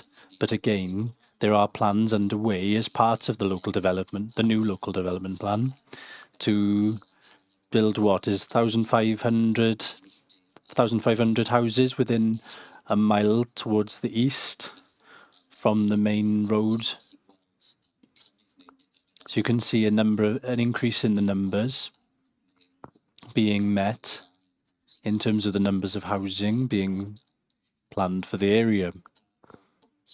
A few points to raise in terms of process and planning. I understand the points which were being made in terms of how this will look, especially outside in the rural areas, if you can call anything especially rural in that locality. So I think it's valid points being raised by the councillors already. Concerned one point in terms of our process, as I've just explained, this is to all intents and purposes a school in Barry, but the statutory consultation was to the Dinas Powys town councillors, as opposed to the councillors of the east of Barry and the town centre councillors. In terms of locations close to the boundaries, like Cosmiston and Model Farm, which was also to be consulted with the two community or town councils and the county councillors of the two areas. So in the Cosmiston case, this went to the Penarth and Scilly councillors, and in Model Farm it went to Roos and Barry. So it's a process failure here not to ask the Barry Town Council and Barry councillors. And I say this as a Barry councillor representing people as part of the catchment. I asked a question to the full council in 2022 about the reconstruction of St Richard Gwyn and the impact and considerations in terms of flooding and climate change. It was a valid point by Councillor Perry in relation to the carbon emissions. I think this is even more important within the Reg 3 application, something coming from the council, because this is something which should belong to our net zero plans and our development plans generally. There's a greater duty on us as the council, as well as being a local planning authority, to do the very best that we can to measure things like this. So it is important. We've heard a lot about biodiversity, but we haven't heard that much about flooding, because this is a low site. There were heavy flooding in 2020. Pupils needed to leave the site because of the threat of flooding in 2016. So because of the TAN 15 implications, I think we need a little bit more explanation. And we have heard quite a bit about raising the levels of the site, but I think we need to hear and understand a little bit more about the risk of flooding on this site. I've spoken with former pupils in Richard Gwyn. Ironically enough, members of the Barry Planning Committee, which wasn't consulted, who remembered their school days there. And the first thing to ask was, what were the plans to stop flooding? and it also belongs to the underpass which links Coldbrook, the Coldbrook area, with the school. Because when there is heavy rain, there is a tendency for a number of years for flooding to occur there, which prevents local pupils from using this on the crossroad. So I think there was an original mistake to build something under the road rather than a footbridge above the road. So this is also valid. Perhaps Councillor Payne knows a little bit more than me as a local councillor, but I would like to understand a little bit more as part of the travel plan in terms of pupils coming from nearby areas, including Coldbrook and, ironically enough, Pencoed, because this school is probably closer to Pencoed rather than the Pencoed school, if that makes sense. So I'd like to understand a bit more about this in this period, which I think is important. I'd like to understand a little bit more about flooding in general and how this feeds into the construction of the school, where they built the school on the site, how this will impact the travel plan. And just a final point, the construction of the additional 3G field, which to all intents and purposes will serve Barry. And I take, if I read the report correctly, that it will be an additional rugby pitch, all-terrain pitch in Barry. And then just suddenly remember playing football in the barn, in the school, in the current school, which shows how these are facilities which will be used by people of the Barry, probably more so than Dinas Powys residents, which once again demonstrates the point and the need to consult, or the failure to consult, with Barry councillors on this important matter. So thank you very much, and welcome any comments from the officer to respond to those things. Thank you. Thank you, Councillor Johnson. There are a number of points you raised there and quite detailed contribution. Can I ask Steve to respond to them, please? Absolutely. So just starting on the issue of consultation. I mean, Councillor Johnson is correct. For example, with the case of Cosmeston and Model Farm, and particularly with Cosmeston, on the basis it was sort of to the southern edge of Cosmeston struck Penarth, then obviously the development related very much to Penarth. Not saying that obviously this development doesn't relate to Barry, but in terms of sort of procedure, you know, we have followed procedure in this instance. So we've consulted the Dinas Powys ward members and the community council. You know, that is a legislative requirement. I mean, in addition to that, we've also published as a press notice, in addition to that, a number of site notices as well.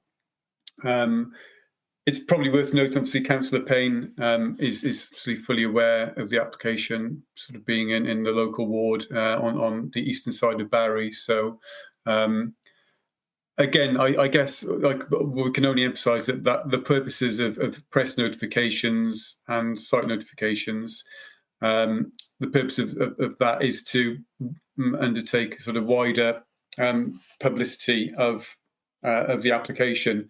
I mean, in addition to that, in terms of the scheme being progressed, it was subject to a pre-application consultation where obviously they would have set up exhibitions within the school. So, for example, the parents of the pupils within the school, many of which are within Barry, would have been informed of this. So I don't think from a plan, you know, certainly from a planning point of view, we've absolutely met the legislative requirements. But you know, we have, for example, we've received very few comments on the application, but we have received a comment from someone that lives in Barry. So they're obviously, you know, they are aware of the application.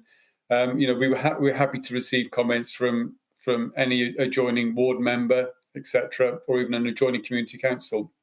As I think we've advised Councillor Johnson, we don't feel this is an error at all on our part.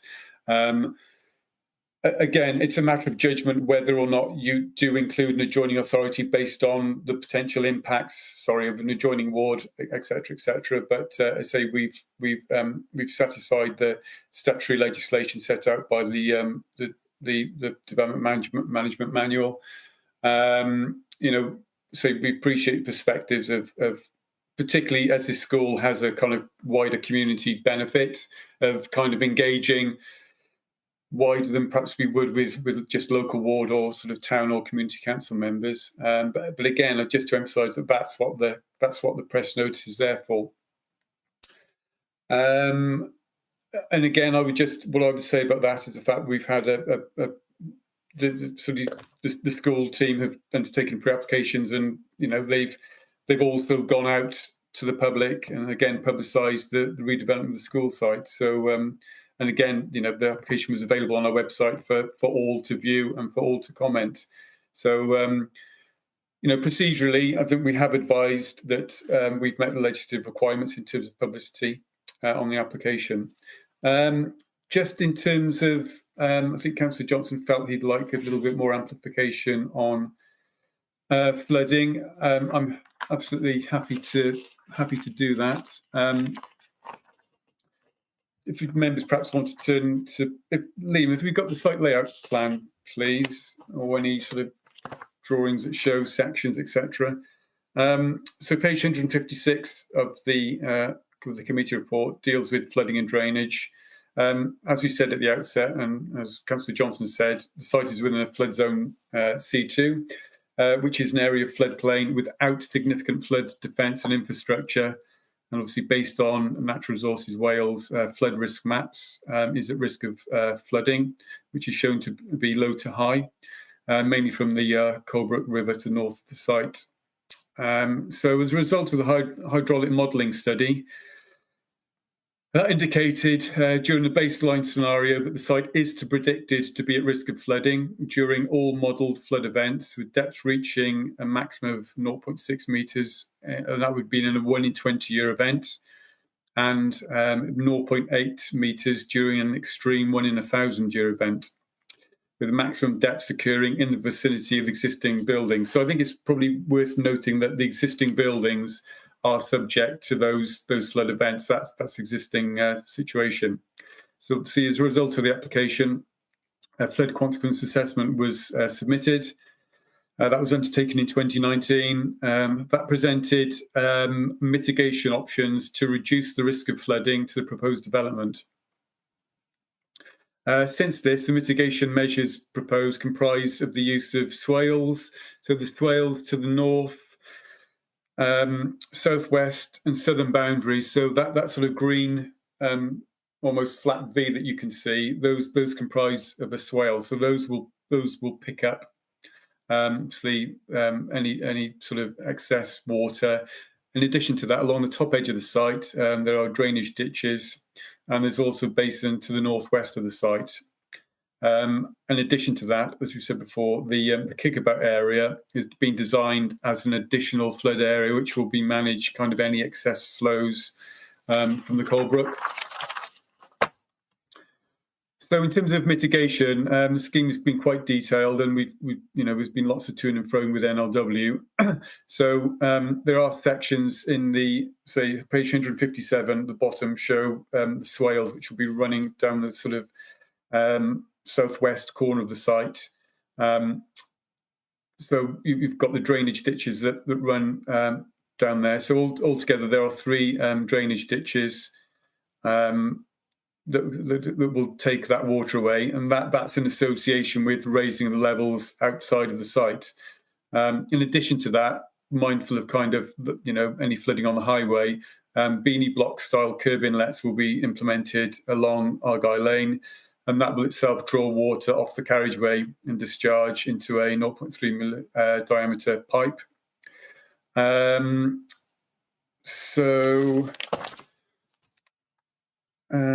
Again, page 158 of the officer's report is quite useful, and it shows the sections that are taken through as I said at the outset, the whole scheme has really been designed to ensure that the site is flood free, and pretty much as a result of taking the site out of the ground by that specified 1.4 metres, so going from 9.3 AOD to 10.6 AOD.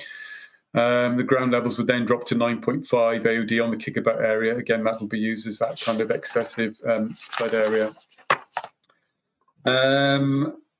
Just then running to TAN 15, obviously it advises that within Zone C, to which the site falls within, only less vulnerable development should be considered subject to an application to a justification test, including acceptability of consequences. Emergency services and highly vulnerable development should not be considered. So this is a highly vulnerable development, Sleep being a school. So NRW state that notwithstanding this policy position, the FCA has been reviewed in order to provide technical advice on the acceptability of flooding. Proposed mitigation measures have been fully modelled using the maximum depth outputs for the future 1 in 100 plus climate change, and also the extreme 1 in 1,000 year events. So briefly to conclude, the FCA states that during the modelling of these events and the lower order events, the flooding across the site has been successfully mitigated to all flood events, with flooding shown to be contained within the proposed ditches and basins. So the predicted flood depths within the basins range from 0.3 metres to 1 in 20 to 0.9 metres in height during the 1 in 100. And kind of maxing at just over a metre during the 1 in 1,000. Again, that's just the drainage within the basin. So again, maximum flood depths within the proposed playing field will range from 10 centimetres effectively during the 1 in 20 year event, and 20 centimetres for the 1 in 100. And it will max at nearly just 3 centimetres under 30 centimetres during an extreme 1 in 1,000 year event.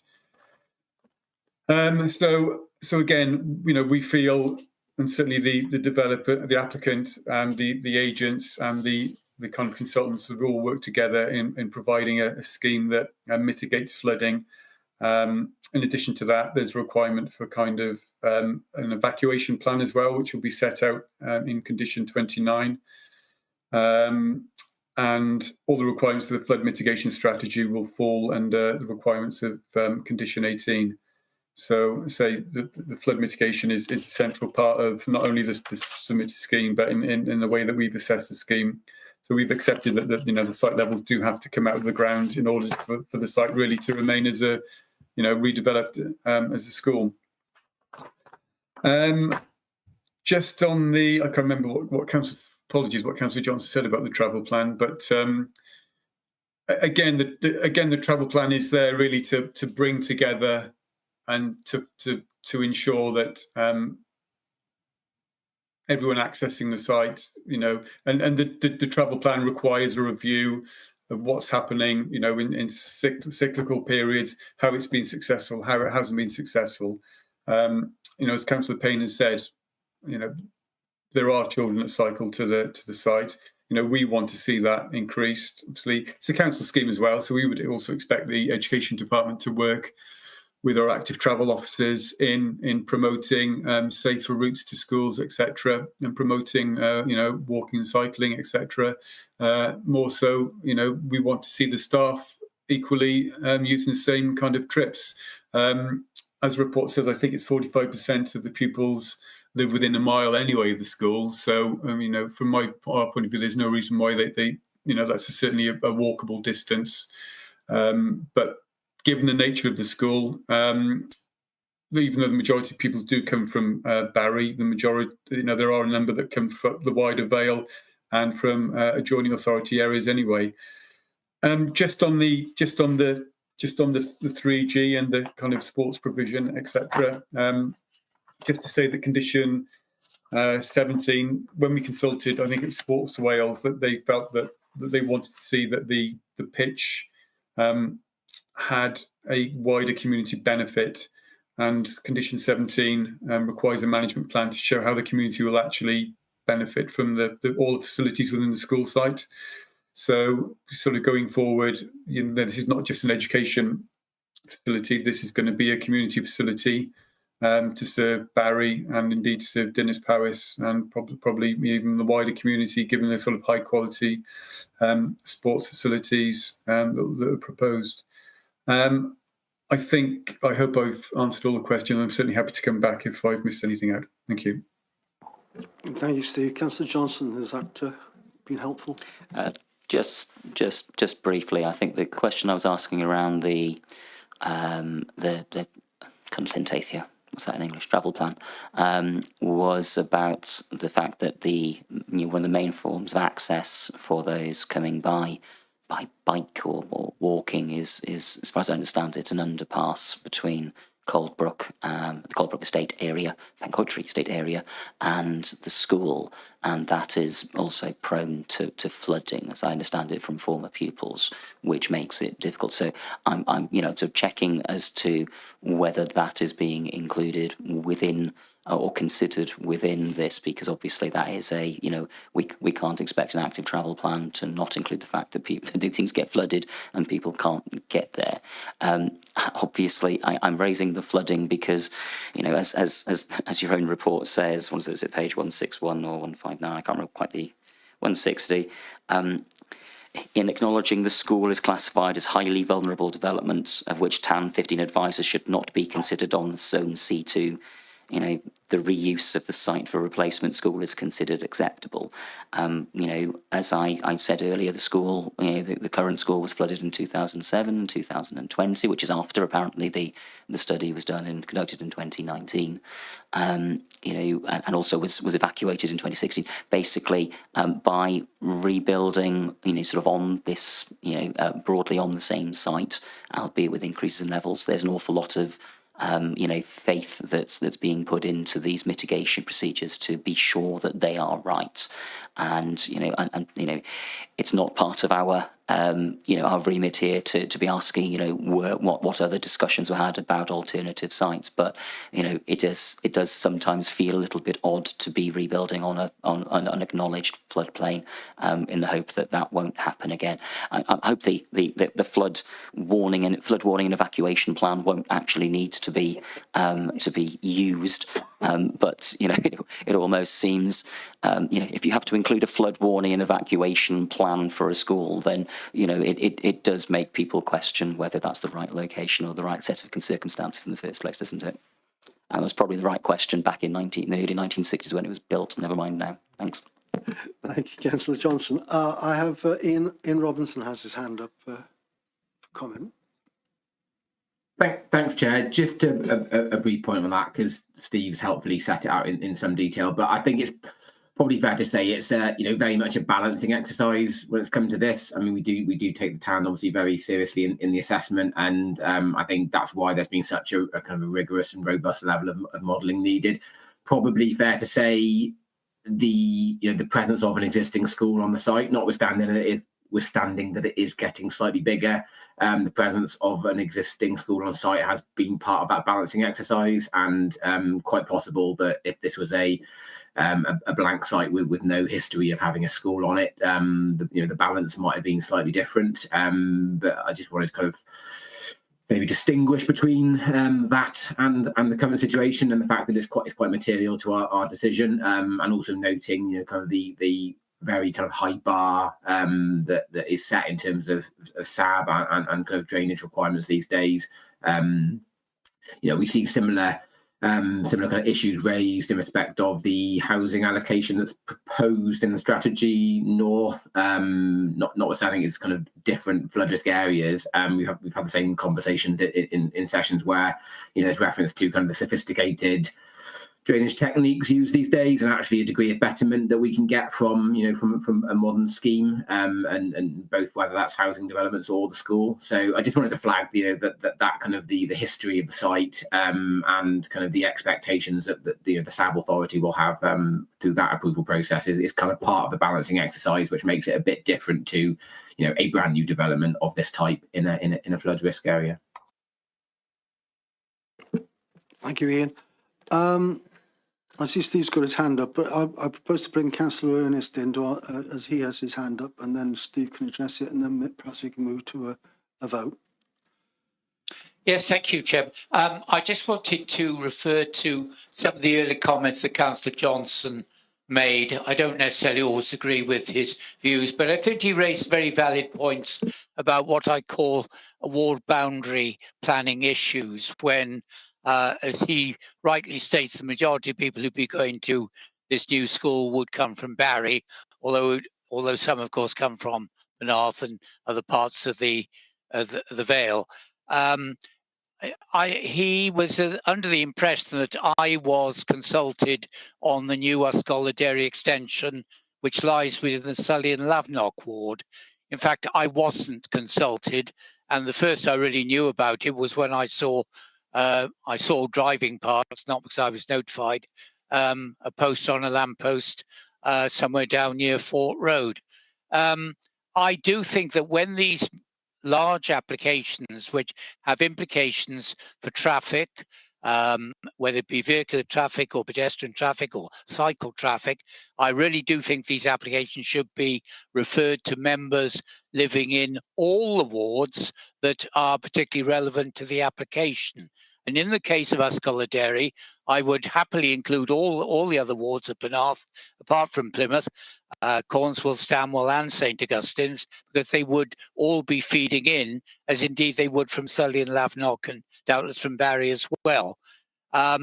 So it seems to me there is something wrong with our system, that our planning officers who are responsible for notifying members have a very strict borderline. They say, well, Councillor Ernest is in Plymouth Ward. We don't need to trouble him because the application is actually a couple of 100 metres the other side of the line.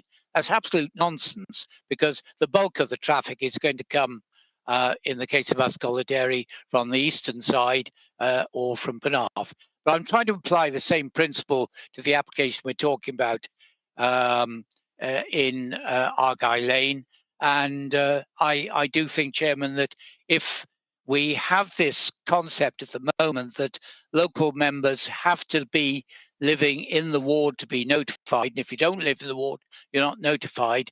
I think it's about time that changed, and maybe it's time for our Chief Planning Officer to bring a paper to committee for discussion. And I would like to move that, please. Thank you. Okay, thank you, Councillor Ernest. Councillor Perry.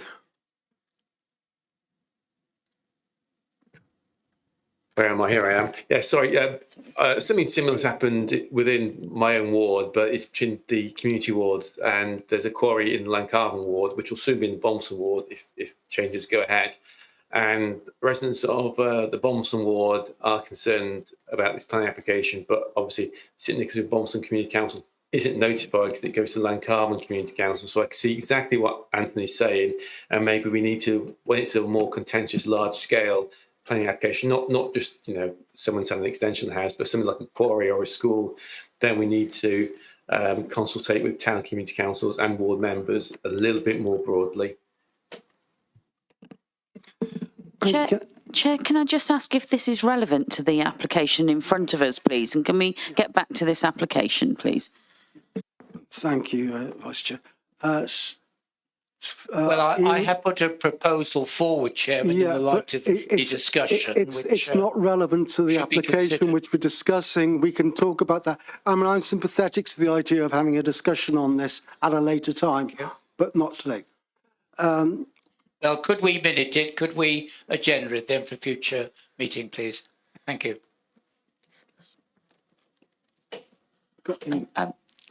Thank you, Chair. I mean, just quickly, I think, you know, I've made the point, and I don't think we should be labouring the point.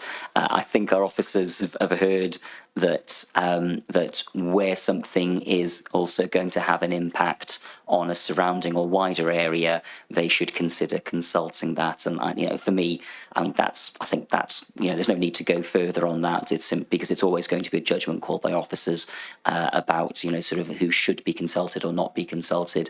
And I'd like to think they'll use, you know, their common sense in considering that in future. I don't think there's any way of mandating quite how far away something should be to decide, you know, who, but it's a fairly common sense thing that if something involves all of Penarth or all of Barry, then as many people as possible should be consulted. Or if something falls roughly near a boundary, obviously that sort of thing makes sense. But I think we can just use common sense for that, can't we, Chair? Yeah, I mean, for reassurance, perhaps I have had this discussion today, in fact, with officers, and as I said, I am sympathetic to the mood of it. Can I ask? Oh, Ian Robinson, you've got your hand up. You wanted to comment. Thanks. Yeah, not to drag this on too much further. I just wanted to confirm that it's fair points raised by members, and I hear what's being said. I'll take this forward with the team, both the validation team and the officers, and I'll make sure that there's careful scrutiny given to these things when it comes to major applications, particularly near boundaries, going forward. So hopefully that'll satisfy members in future cases. Thank you, Ian. Thanks for the reassurance. Mark. I'm grateful, Chairman. Thank you very much. Thank you. Mark, you have your hand up. Yeah, I'd like to move the application formally. Thank you very much indeed. Before we move on to that, is it seconded? Yes, I'll second that. Thank you, Sandra. Thank you, Helen. Moving on then, Steve, you have you have your hand up as well. You've got your hand up. Yeah, I just wanted to come back on Councillor Johnson's comments regarding the underpass. So, in fairness, the highway engineer has raised comments. He wants to see improvements, and rightly so, to the underpass in terms of making it more usable, friendly for active travel routes, walking routes, etc. Including upgrading of the underpass, including lighting and etc. etc. So that's something that falls outside of the application site, and normally that would be something that would be part of a Section 106 and a legal agreement with the developer. But because the developer, in this case, is another council department, we can't secure that by 106. So what's been agreed? Well, what's been set out. The requirements of the highway engineer really is between the education department and highways to liaise between themselves to come up with a scheme to kind of improve that kind of key part of the active travel route really. So and I'm sure if it is being flooded, that one would hope that any flooding is they try and mitigate that flooding. To again, I would totally agree that if you can't get through the underpass because it's flooded, then it's going to be a big problem. So just to confirm, really, that that should be happening, outside of the planning system between the two departments. Thank you. Thank you, Steve. We've had the officers' recommendations moved and seconded. Councillor Perry, I see your hand is up. Is there something urgent to that, or?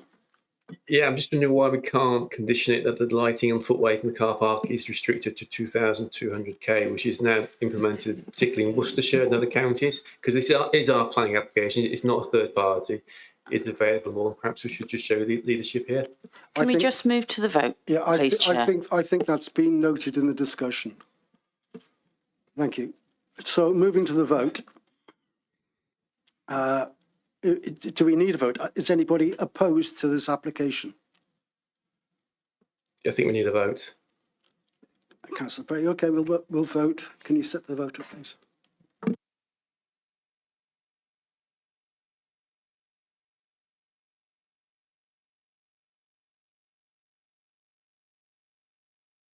The vote is up. If you're in favour, you press yes. If you're opposed, press no. If you abstain, abstain.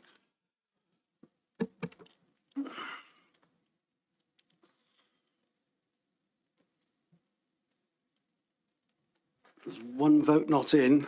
I can't guess that might be Councillor Gilligan, is it? We have 16 now, in that, which I see as being 15 votes in favour, 1 vote against, so that is strongly carried.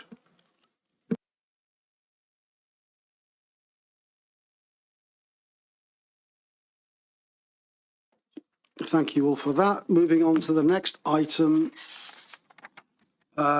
which is 2023-00491/full, Port Road West, Roos. I believe Rob Lancashire, you're taking this one.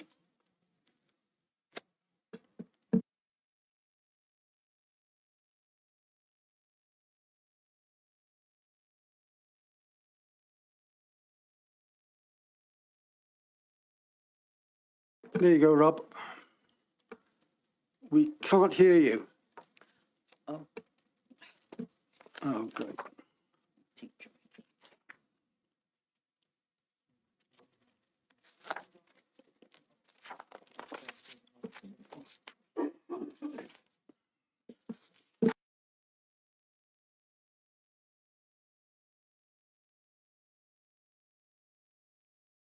No, still can't hear you. Have you got your background off? Or take your blur off the background. Hmm? Okay.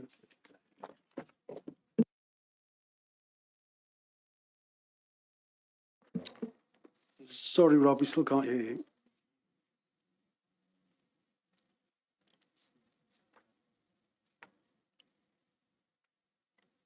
No. It could be that you've have you joined the meeting and then plugged your headphones in? That can cause a problem. Chairman, do you want me to do my item and then Rob can come back? Yeah, I mean, if officers can try and help Rob with his technical problems, we'll move on to item. Where is it?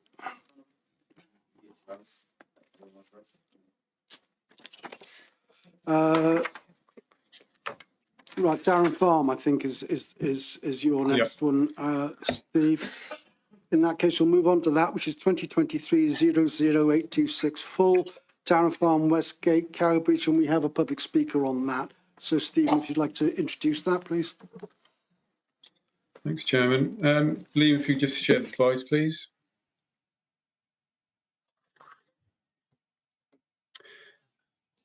If we just go to the first slide, I think it's got the okay. Yeah, so the site itself relates to the farmyard which served the former Darren Farm. So if we go to the next slide, sorry, Liam, the aerial photo, and the other direction, I think. The photo in front of you shows, members will be aware that that land, that kind of triangle to the west, is the residential development of Darren Farm. So this was this is the kind of disused and sort of semi-derelict range of farm buildings and small area of land that did originally serve the farm. So the site itself is located within the settlement boundary of Cowbridge, as defined in the LDP. As you can see from the plan in front of you, the site is bounded by the Cowbridge bypass, A48 to the north, the residual part of Darren Farm, which is sort of informal open space to the west, and the eastern boundary is shared with the adopted highway and residential dwellings beyond. In terms of the if we could just run down the photos, please, Liam. Just as a bit of context, this is a view taken at the junction of, I think it's Darren Hill and Gibbets Lane or Road. You can see the range of farm buildings as you rise up to the slip road. Some are semi-derelict. There's some more modern portal buildings. There's a few older stone buildings. The next photo shows a view from the A48. That perhaps shows the relationship with the settlement a bit better, where the A48 forms the settlement boundary. So you've got then the sort of the housing then sited at the higher level behind. If you just go to the next slide, please, Liam. Again, the blue line on that shows the extent of the settlement boundary, and the red area is the area of the Darren Farm, which is ongoing at the moment. If you could have the next slide, please, Liam. So the application itself is for the redevelopment of the site for the erection of a B1 office building, and that building will be located as highlighted. That's a standalone building at the eastern part of the site. And then the main building is a retirement living scheme for older people with communal lounge, refuse, guest suite, electric buggy, and a housing for the manager's accommodation. So, as I said, the residential element is designed to accommodate elderly persons who live a relatively independent lifestyle compared to a more traditional care home. 50 apartments are being provided with one full-time live-in member of staff. The planning statement states that the lease requires accommodation to be occupied by persons over the age of 60, and where there is a couple, the lease should be satisfied where one of the occupants is over the age of 60 and the other is over the age of 55. So, as I said, the office building is located eastern part of the site and will be split into 3 offices over 2 floors. Maybe if we could have some elevations, please. There we go. So that's the office building. So it's split between a 2 and a 3-story building. It's following as we come into the site, there's a curve. The sort of first part of the building follows quite interesting sort of curved design, which then steps up in roof form. That also helps break the massing of the building up. If we just go on to the site layout, detailed site layout. Or was that the first one? If we keep going, there we go. So the car parking will be provided on site, and the existing access would be approved as part of the proposals. 33 spaces would be provided on site for the flats. This includes electric vehicle charging points in addition to disabled spaces. Communal room would also be provided within the residential block for storage of mobility scooters and bikes. 2 visitor bike stands would also be provided at the entrance. And for the offices, 9 parking spaces are proposed, in addition to 9 covered bike stands. So, as I said, the proposed office building is 2-story in height and have 3 sections. It ranges with an eaves height that rises from 6.5 to 7.3 metres, and the ridge height from 9.2 to 10.3. The roof would be partly covered with slate and metal cladding. If we just have the elevation to the main building. So the retirement living accommodation, that's located on the western edge of the site. So as you can see again, this has been subject to quite extensive pre-application discussions where the kind of massing of the building has been broken up by sort of having separate building elements and reorientated roof forms, etc. So the front of the building faces the car park. Would generally have an eaves height of approximately 8.1 metres and a ridge of 12.7. As you can see in front of you, it's the kind of mix of contemporary and slightly traditional forms. The use of materials and finishes is perhaps achieved it'll have more of a contemporary feel. So the plans detail that materials and finishes will include buff brick, grey stone, grey colour composite cladding, vertically and grey reconstituted tiles, grey UPVC windows. The scheme. Is there another elevation drawing, Liam? Balconies and Juliet balconies will have metal railings. Stone from the demolished buildings would also be reused and repurposed for as a material finish for the office development. So, in terms of the scheme, say officers feel that whilst the proposal would increase development at the site, however, it's not considered to be overdevelopment, and the visual impacts of the scheme would be acceptable. I think there's a couple of CGIs slightly further down in the presentation. So that CGI shows the view that, I guess the top one would effectively be the view, although it would never be a realistic view from the A48. And then the 2 images at the bottom of the hill as you come up the sort of the slip road. You can see the way that the curved building sort of follows the contours of the site and the separate sort of residential building. Again, these are views now kind of looking from a higher point into the site. So is there another? I think there's another. There's a photo montage. These are photo montages of the. You can just about see the residential building behind the kind of vegetation, and then the office building further down the hill. I think there might be another CGI. Oh, there we go. Again, that's a view looking up from just near the underpass, really, up Darren Hill. So, from officer's point of view, this is a site within settlement boundary. It's an underutilised brownfield site. The scheme's going to be delivering housing. Elderly housing. Another part of the scheme, as shown in front of you, will be providing some basically off-site highway stroke access improvements. A lot of that does relate to kind of lining and signing on Darren Hill. But as part of that, the existing bus lay-by will be taken out and the line reinstated to provide a wider footway. In addition, as you come down into, I think, Gibbets Hill and then into Westgate, the carriageway will be reduced in width because at the moment it's pretty narrow. It's only about 1 metre wide, so that's going to be increased in width. And that will run into the junction with Lantwick Major Road, where there's a proposed crossing point, which is just located at a tactile crossing point located at the southern part of that plan.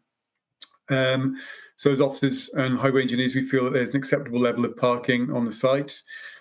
Flooding, contamination, archaeology constraints that have been identified are considered to be acceptably alleviated with necessary conditions. So with regard to planning obligations, obviously being residential development of this size, it would trigger contributions for affordable housing, public open space, education, sustainable transport and public art. We have received a viability assessment which demonstrates that Section 106 contributions cannot be provided to the level required in Council's policy and SPG. An independent review of the viability was commissioned by the Council and undertaken by the Valuation Office. This concludes that a reduced level of contribution can be provided and which would allow the scheme to remain viable. So members can just look at page 252. Effectively, there's £170,405 contribution which would be available. Officers have discussed it with the service areas, and we feel that all of that money should be used for off-site affordable housing, either in Cowbridge or within the wider rural Vale. In addition to that, because viability is very much based on the market at the current time, we've recommended that a very tight time frame for implementation. Normally applications have 5 years to implement. We've recommended that the application has to be implemented to within a year. In addition to that, if the application is not implemented within a year, if it's not completed within 3 years, that would then trigger a viability review. Members will note that a Matters Rising note was circulated in relation to this application, just confirming 2 elements really. One is that the comments made by John Andrew, who's the local town councillor, were not on behalf of Cowbridge and Lunblethyn Town Council, and also to note that the viability review that's referenced within the report should be within the head of term under the recommendation on page 253. So if members could be mindful on the vote that it would include a viability review as part of the heads of terms. I think I've covered most things. I'm happy to leave it there and come back and answer any questions. Thank you. Thank you, Steve. As I said, we have a speaker on this, so if I can call Mr. Williams. David, if you'd like to switch on, and your time will start from when you start. Thank you, Chair. Good afternoon, everyone.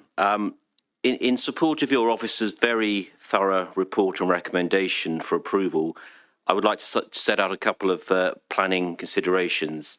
As has been alluded to, the pre-app and application process has involved detailed discussions with your council officers, local stakeholders, local residents for the best part of 2 years. Accordingly, the scheme has evolved and been amended, including reduction in height, setting back further into the valley at the bottom, further distancing from the trees, increased car parking, and extensive discussions with the Highway Authority with regard to street, highway and public footpath improvements, as well as issues relating to drainage, which again have all been incorporated into the scheme. The site lies, as is set out, within the settlement boundary and provides an efficient, sustainable, mixed office and residential use on a vacant and increasingly derelict site. The full extent of the highway works have obviously been set out already in the report. Just on one point of clarification, in terms of the occupation of the retirement living, the house manager would be working during hours of day, during normal daytime, rather than being an overnight accommodation, perhaps that was being alluded to. In addition to the comments set out, I would also draw attention to the benefits of the scheme, both socially, economic and environmental. For occupiers of older persons housing, it will provide greater security, convenience and community, reducing feelings of isolation and vulnerability and improving independence and well-being. Commonly, our residents have family and friends nearby and cherish being able to remain an important part of the local community. The older person housings would also reduce demand on public sector resources and NHS services. Research has shown residents maintain better health and thus spend fewer nights in hospital and can return to a care-ready environment where you've got on-site provision and oversight from other people. The development of the site would release under-occupied family housing within Cowbridge and the surrounding area, freeing up homes for local people at different stages of the housing ladder. And another important aspect to bear in mind is the mix of office and retirement living would also provide additional jobs and employment alongside construction jobs during the process itself. Finally, development would generate extra spending power for the vitality and viability of the town centre. And as set out in the recommendation, we hope members will support the case. Thank you.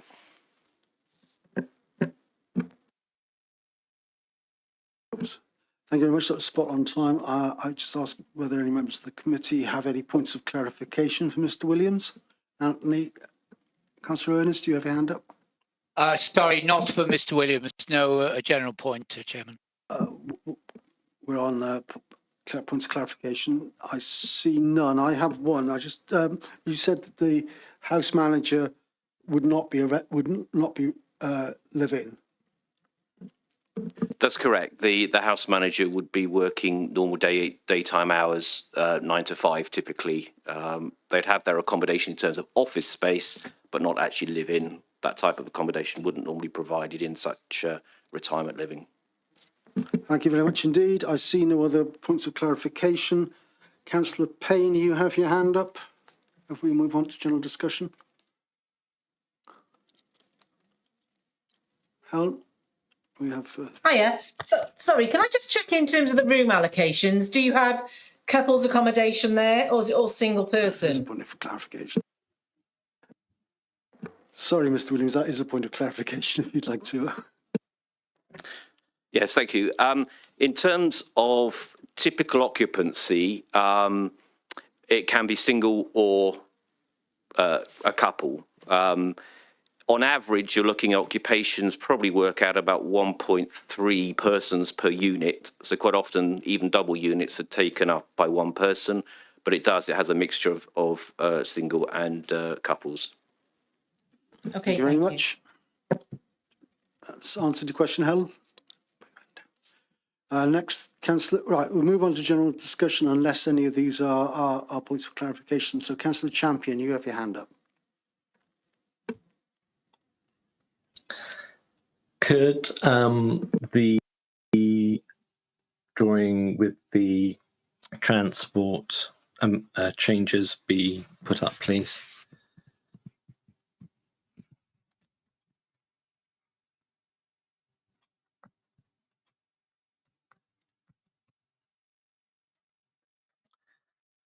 Okay.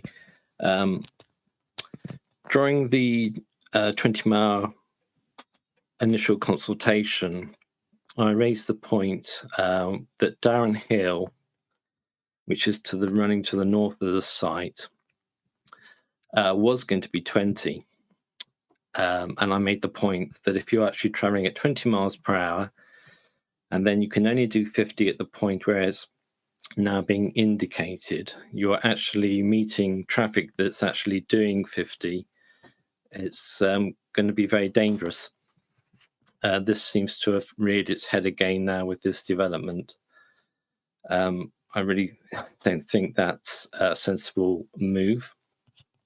Also, the crossing on what is the Nantwich Major Road, that's quite a busy junction. And there's, apart from having a drop curb, there isn't really any benefit for people that will be 60 plus and trying to get into Cowbridge. That's not really adequate. The other thing is that the town council did state, and not only just Councillor Andrew, about the parking levels within this scheme. Anecdotally, there is another scheme called Clare Lodge in Westgate, and the parking provision there is totally inadequate. So I know everyone's done calculations, and McCarthy Stone say this is all that's needed, but there's not adequate parking, I don't believe. Okay, thank you, Councillor Champion. Councillor Perry. Hi. Yeah, it's really a point of clarification, because we've just been told, it was mentioned that this the office manager goes away at 5 o'clock. What happens with deliveries that occur for the office and for residents after 5 o'clock? Because some of these schemes, that they lock the doors, nobody can get in. So I'm wondering if that is being thought of. Sorry, Chair, is this relevant to this application? I don't think it is relevant to the application. It's an arrangement for them. Deliveries and delivery vehicles going in and out. Don't you think we should consider the delivery vehicles and the residents that actually, if a delivery driver turns up and can't get in, has to go away, it's a waste of time, waste of petrol, and a bit frustrating for everyone. And perhaps we could tackle this at the planning stage instead of trying to shut people up. I'm sure that any commercial operation would have their own arrangements for deliveries. It's not relevant to this. It is quite relevant, because I can tell you from first experience, this thing is not thought of by commercial operators, and that's why it needs to be done at the planning stage. You wouldn't agree to a housing estate without letterboxes. So what's happening for deliveries to these properties after 5 o'clock? Mr. Williams, would you like to answer that, please? Yes, thank you, Chair. The operation of the house manager obviously is there to maintain the communal areas. Each individual flat has its own buzzer system, CCTV. So if there are deliveries outside that time, they would go to the individual resident at that time. Certainly within McCarthy Stone themselves, the operators would be delivering their own stuff within the hours when the house manager is there. But the amount of deliveries that for the communal side will be very, very minimal because of the nature of the use. It's not like a care home where you've got significant food elements coming in or anything like that. It is a different kind of operation to that. Okay, thank you for the clarification. Councillor Ernest. Yes, Chairman.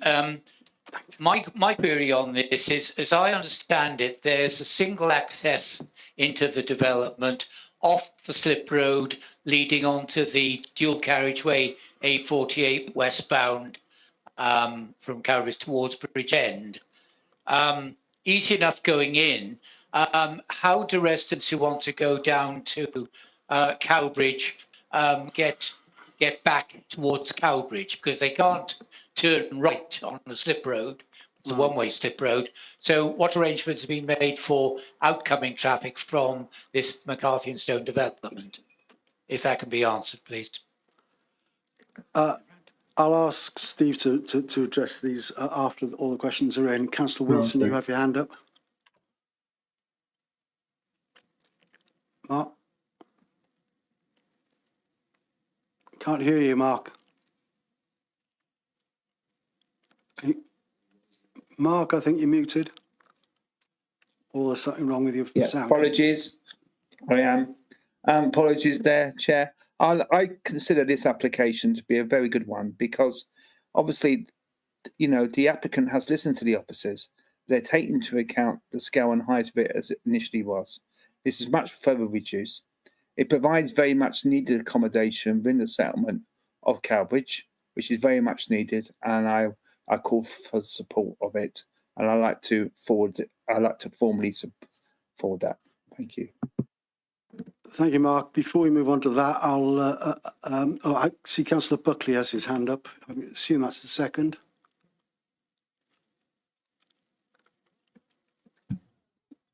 No, Chair. I was going to ask, they're saying that they can't do the full Section 106 money. They do 170k instead. What should it have been? Okay, Steve can address that in a bit. Do we have a second for Mark's? Happy to second, Chair. Thank you, Sandra. Stephen, then, if you could address the... oh, Ian, you've got your hand up, sorry. Sorry, yeah. I was... yn glo iawn. Very quickly. Is it possible? Is everyone ready? Everyone okay in the chamber? Okay. Is it possible for Steve to respond to the point on availability for people to go from the development down to the town? Obviously, to me, without knowing exactly what the company is doing, it's very similar. It sounds very similar to me to Gola Credig in the middle of the Barry. Of course, this is a development with some 45 rooms or flats. And of course, without any parking at all. So I don't see parking as a problem if there is some 33 places for residents. But where I am concerned, obviously something like this is a centre for the community. So 2 points. One is whether we can have a discussion just about the community perspective and how this will create community for relatively older people on one side, and how will they cope, or how will they engage with the wider world outside of that site, as obviously this is at the edges of Cowbridge. The age is relatively older in terms of those suggested in the papers. So how will this work? Because I remember a conversation about how this even happened in the centre of Barry, where we put a crossing place for people to go on Buttrell's Road and how they would reach this town centre. So I just wanted a bit of an explanation of this, if that's possible, because this does relate exactly as in relation to the underpass with Richard Gwynn. This relates to how people moves around, helping me to understand how this will be a suitable site for a development of this type. Thank you. Thank you, Councillor Johnson. Steve, could you address all those issues? I will indeed. Liam, could you share the highway improvement plan, please?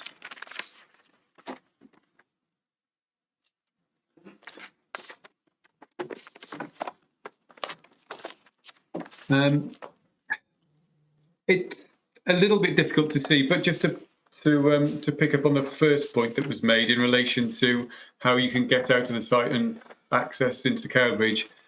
So it's a bit of a funny route, but at the moment it's a two-way. At the moment, it's a two-way route, and the two-way route is there for the legacy of the old farmyard. And then when you get past the access to the farmyard, the two lanes run in the same direction. The same thing is effectively proposed here. So where the access is, that is another plan that shows it that the northern lane, if you want to call it that, the two-way lane. So you can see the marking says new two-way arrow mark. You just go up a bit, Liam. Just go up and then right to the right. Right. So that is the first marking there, which shows it's going to be two-way. So effectively, it's two-way from the bottom end of by the junction with Gibbets Hill and Darren Hill. So the highways have looked at this, and it needs proper lining and signing and TROs, etc., to make sure that it's very clear on the kind of the lanes and what part becomes two-lane single-way traffic versus two-lane opposing traffic. But this is what the TROs are to show. and I noticed the point that Councillor Champion made about the speed limit. Again, you know, obviously our highway team have looked at this. You know, wherever a limit is 50 or whether it's 20, if those limits don't quite work, often with new developments, and there can be scope, if necessary, to introduce new TROs to locally change speed limits to act as perhaps a safer sort of transition. I'm not saying that's the case in this instance, because see, the highway engineer is happy with the plan that shows the highway layout.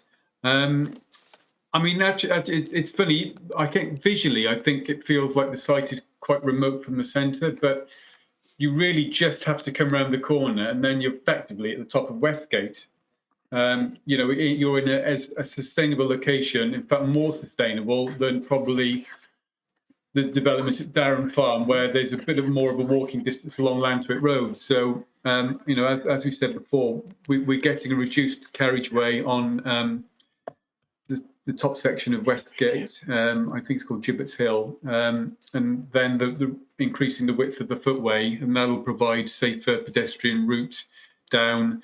Yeah, the crossing point is not a proper, you know, it's not a sort of full-blown crossing point. It's a kind of a tactile, kind of modified curb. I don't think there's the idea of any sort of central haven in there. But again, the highway engineer would have looked at, you know, the level of pedestrian flow resulting from the development, and would look at what means were necessary to create that safe flow and connectivity into the centre of the town.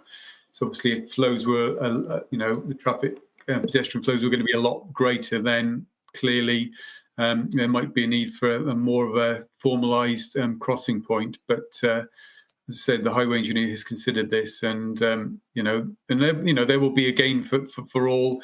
Also, the site as well can access into Darren Farm as well. So there's an opportunity actually for people in Darren Farm, as shown on this plan, to perhaps walk through the kind of informal open space area where we've got the arrows. The arrows sort of run up from this little kind of legacy bit of access, the old field access. But what that means is that those two sites could connect really well. So people from Darren Farm equally can use this site or come out on and use the highway improvements delivered by this site to, again, as an alternative route, which, you know, for them to take that route through the development would be a kind of a greener, more safer pedestrian route, perhaps as opposed to walking along the side of a road. So, you know, there are wider benefits here than just the development itself and the residents of that development. So obviously, the points made by Councillor Perry in terms of management, again, I think, as the chairman has said, those really are matters for the management of the care home itself. Just in terms of the question about 106 and what we would have had, page 247 of the committee report sets out the contributions that were sought. So the contributions sought based on the quantum of development would be 20 affordable houses on site, sustainable transport of 115,000, education of 262,000, public open space, which would be all off site, would total 133,400, and then finally public art would be 1% based on 1% of the bill costs. So that would be the total package that was sought from the outset. You know, as we said, it's gone through kind of due process in terms of viability, which has shown that unfortunately the site's not fully viable, but equally fortunately there is some viability there. So, you know, we will be getting that circa 170,000 to provide and assist in much needed affordable housing, possibly likely in Cowbridge, but certainly in the wider Vale. I think hopefully that's the point. I know Councillor Johnson has questioned about the community for older people. You know, we would like to think really that starts with the developer themselves and how the how their business model works in terms of sort of creating a community within, with the residents. I mean, to some extent, there's only so much we can do as planners, but the important thing for us is we provide that connectivity for the community into the town centre with the enhancements of the walking routes. Yes, they are more elderly, but the business model is one of kind of transitionary. This is not an old people's home. These are people of sort of slightly beyond middle age, really, not much more than that. So many of which would be, pretty much fit and healthy, and should certainly, feel that the walking distance to town centre is very, doable for the target age range. I did think of something. I just forgot what I was going to say. So, if member wants to come back to remind me if I've forgotten to say something, something went to my mind. It's just dropped out again. So I'm happy for it to come back. Thank you. Thank you, Steve. Sandra? Can we move to the vote, Chair? Yeah, I think we've discussed this as much as we need. In that case, can I have an indication if anybody is objecting to this? Councillor Perry, you have your hand up. Is that no? It's not an objection. I see no Councillor.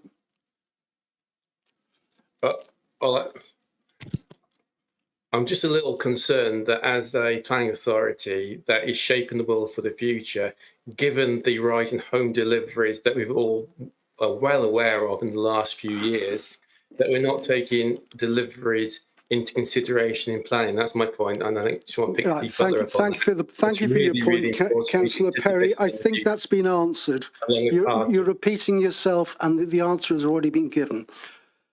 No, Councillor Perry, you are repeating yourself. Can you not? Do we have anybody objecting to this application? I see no hands. In that case, it is carried. I propose a 5-minute comfort break.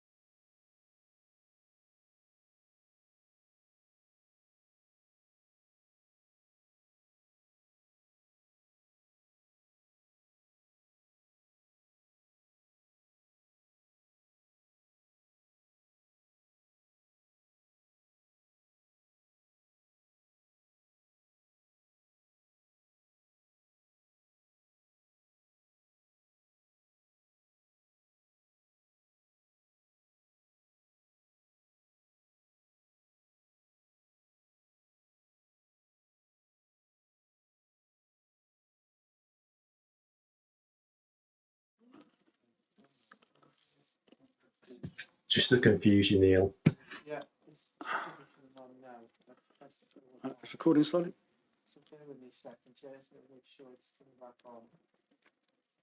I'm just waiting on the recording restart.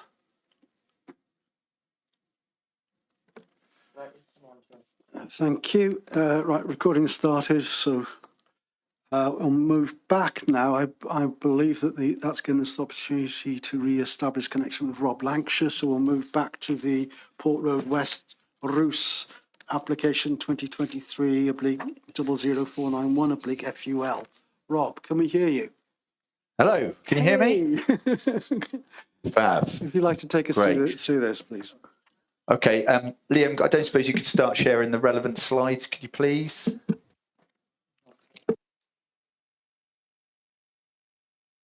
Okay, so the site represents circa 2.5 hectares of land to the north of Port Road West, to the west of the Celtic International Hotel. There are areas within the site that are laid to hard standing with buildings of varied form to its western edge, as can be seen on the slide before you. Should be the site layout plan and the aerial photographs. The site falls within a strategic employment allocation identified within the adopted local development plan known as St Athan Cardiff Airport Enterprise Zone.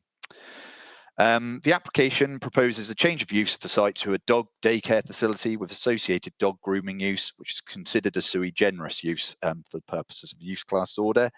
As can be seen from the proposed plan, which I believe should be, there we go, on the screen before you now. The proposals would utilise existing structures within the site to provide reception and grooming areas and the provision of 5 paddocks enclosed by 1.9 metre tall wire stock fencing. 2 log cabins to provide shelter for the dogs are also proposed, each with a footprint of circa 6.3 by 3.3 metres and are single storey in height. In addition to smaller bin stores. The proposal as amended looks to provide care for a maximum of 70 dogs between 8 AM and 6 PM, Monday to Friday, and closed on Saturdays, Sundays and bank holidays. Policies of the LDP, inclusive of SP2, MG9 and MG10, allocate the site for class B1, B2, B8 employment uses within the St Athan Cardiff Airport Enterprise Zone, as I've noted before, which is identified as a strategic employment allocation.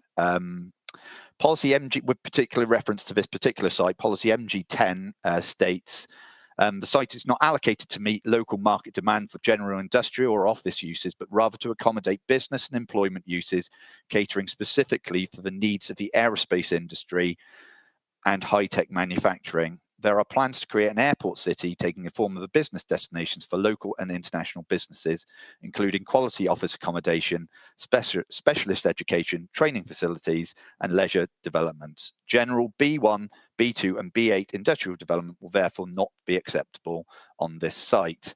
It's noted the proposed use falls outside of the identified use classes identified within B1, B2, 8. Furthermore, would not meet the aforementioned provisions of policy MG10, noting that the proposal does not support the strategic ambitions for the airport and surrounding land, being in no way linked to the aerospace industry or high-tech manufacturing or the other specialist facilities that I was mentioned previously. The strategic vision of the land is backed up within the airport master plan, which is shown before you now. Sorry, just having a couple of technical issues there, which is shown within the adopted Cardiff Airport and Gateway Development Zone SPG, which indicates the land in question as falling within an airport business commercial park, with the application site marked with a red star on the slide before you. This is echoed within the emerging replacement local development plan, albeit relatively little weight can be apportioned to this at this time. Noting all of the above, it's considered the proposed use is evidently at odds with the allocation and strategic vision for the airport and surrounding land, but is recognised for its importance within both local and national planning policy. The proposed use neither falls within the identified use classes nor supports the strategic value of the airport or associated master plan. Noting all of the above, it's considered the proposed use is evidently at odds with the provisions of the development plan in terms of its use. Further to the above, there's 2 further issues which are pertinent for members' interest. The council shared regulatory services have raised objection with regard to the proposals. Although initially proposed boarding elements have been removed and the number of dogs proposed has been reduced from 120 to 70, in the absence of a suitable noise impact assessment, we cannot be satisfied that the proposals would not give rise to an unacceptable degree of nuisance to nearby residential properties. These include Fairview, immediately to the north of the site, Meadowcroft and Model Farm, circa 150 metres to the east of the site, and Springfield, circa 150 metres to the west of the site, in addition to commercial properties with kind of quasi-residential uses, including the neighbouring hotel and campsite. In the absence of a suitable assessment to demonstrate the potential impacts on nearby amenity, it's not been demonstrated that the proposals will comply with the provisions of policy MD7, that amongst other things seeks that development proposals will not result in an unacceptable impact on people, residential amenity, from noise or odour nuisance, and that's criteria 4 of that policy. And in addition to the above, as a further issue which has been identified and is also included as a potential reason for refusal, but highways officers have requested during the course of the application that a 2-metre footway be provided along the site frontage to both facilitate safe access to the site, but also with a view to provide suitable footway provision for future development and active travel linkages along the site frontage. The applicants refused to add this to the application, inferring that it's not necessary to make this application acceptable in isolation. Whilst it's acknowledged there are no footways immediately adjacent to the site, the absence of such provision is considered to jeopardise safe access to the site at odds with the provisions of policy MD1 and MD2. As loosely mentioned just now, it would also jeopardise potential improvements along an identified active travel route, and it would not facilitate improved links to the airport. Such an approach is advocated within the Cardiff Airport and Gateway Development SPG and policy MG16 of the LDP, that seeks to improve pedestrian infrastructure between the airport and neighbouring settlements. Notwithstanding the in-principle concerns with regard to the use of the site noted previously, it's considered a piecemeal approach to development within the enterprise zone that fails to deliver suitable footway improvements along the main carriageway, would fail to address identified gaps and accessibility, and would not address accessibility issues to the wider strategic site, and therefore it's at odds again with the policies I've just mentioned. Overall, noting the above, it's considered proposals are unacceptable in principle, would not provide suitable access to the site or contribute to strategic infrastructure to serve the wider site, whilst it's not been demonstrated that the proposals would not give rise to unacceptable noise or odour nuisance to nearby residents. As such, the proposals are considered to be unacceptable, and the officer recommendation is to refuse the proposals for those three reasons. And I think that's everything from me for now. Thank you, Rob. Have any members of the committee got any comments or questions?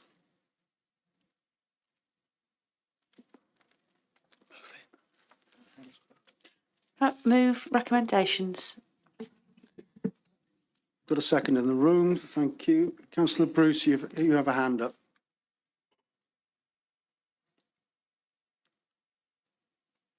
Councillor Bruce? We can't hear you. Sorry, it didn't click off. I'm objecting. I want to put in an objection. I want it to go to a vote. You're objecting. You're objecting to what? I'm not sure what you're objecting to. The proposal, the planning, the recommendation against the recommendation. The officer's recommendation is to reject. So the motion is to accept Ross's recommendation, which is to reject. You're saying you want the dog. You want the dog. You want. I want the dog. You want the dog place. You want it there. Yes. Okay. We'll have to go to a vote on that. Did I see another hand up? Councillor Cope, I thought I saw your hand go up and down. Is that? Councillor Cope? Can't hear you either.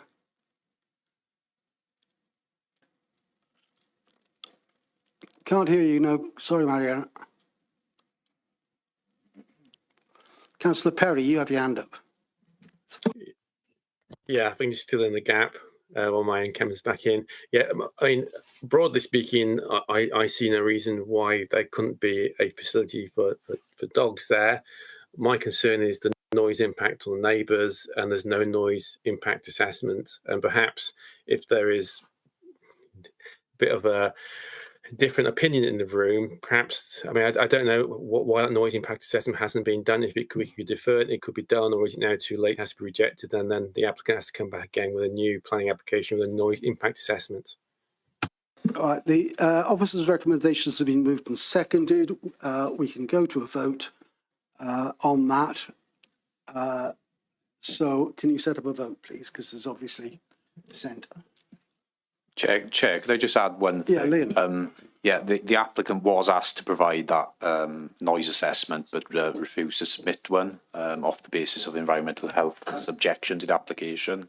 So they have been asked for it, so we've engaged, but it hasn't come forward. So yeah. Thank you very much. Thanks for clarifying that. So we're moving to the vote. Have you set it up?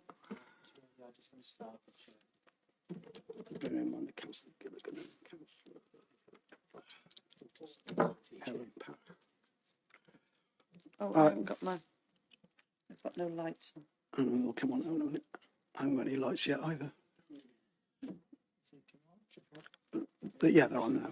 So we're voting in support of officer's recommendations. So you're voting yes to support refusal.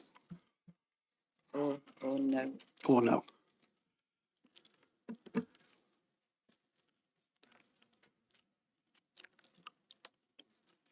That's 15. That's it. I see 15 votes up. That's 14 in favour of officer's recommendations, which is for refusal, and 1 opposed. Thank you.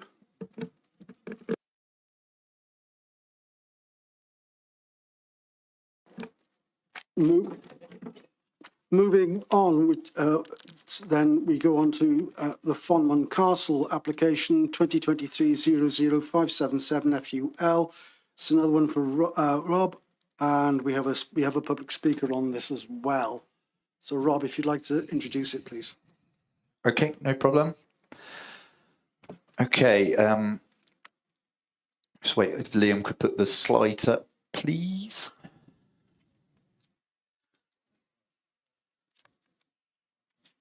Okay, so the application site relates to land within the wider Fonmon Castle estate within the Kensington River floodplain south of the village of Lancadle, as shown on the plans on the slide on the screen now. For the purposes of TAN 15, members are advised that the site falls within the C2 floodplain and also within the Lancarthon Special Landscape Area and Mineral Safeguarding Zones. As amended, the application seeks planning permission for the creation of 9 ponds that are intended for habitat creation that would be offline and therefore not connected to the Kensington River. Test pits undertaken indicate that the ponds would fill naturally from flow through the upper soil horizons and hold water due to clay composition of the soils. The ponds would be a maximum of circa 1.5 metres deep. Liam, might be useful if you go to the next slide, actually, please. And cover a total area across the 9 ponds of circa 1,500 square metres. Stock-proof fencing is proposed around ponds 3 and 9, which you can see are circled in red. And then it's also proposed to the south of ponds 5 to 8, which is shown in the kind of wavy line which Liam's indicating now.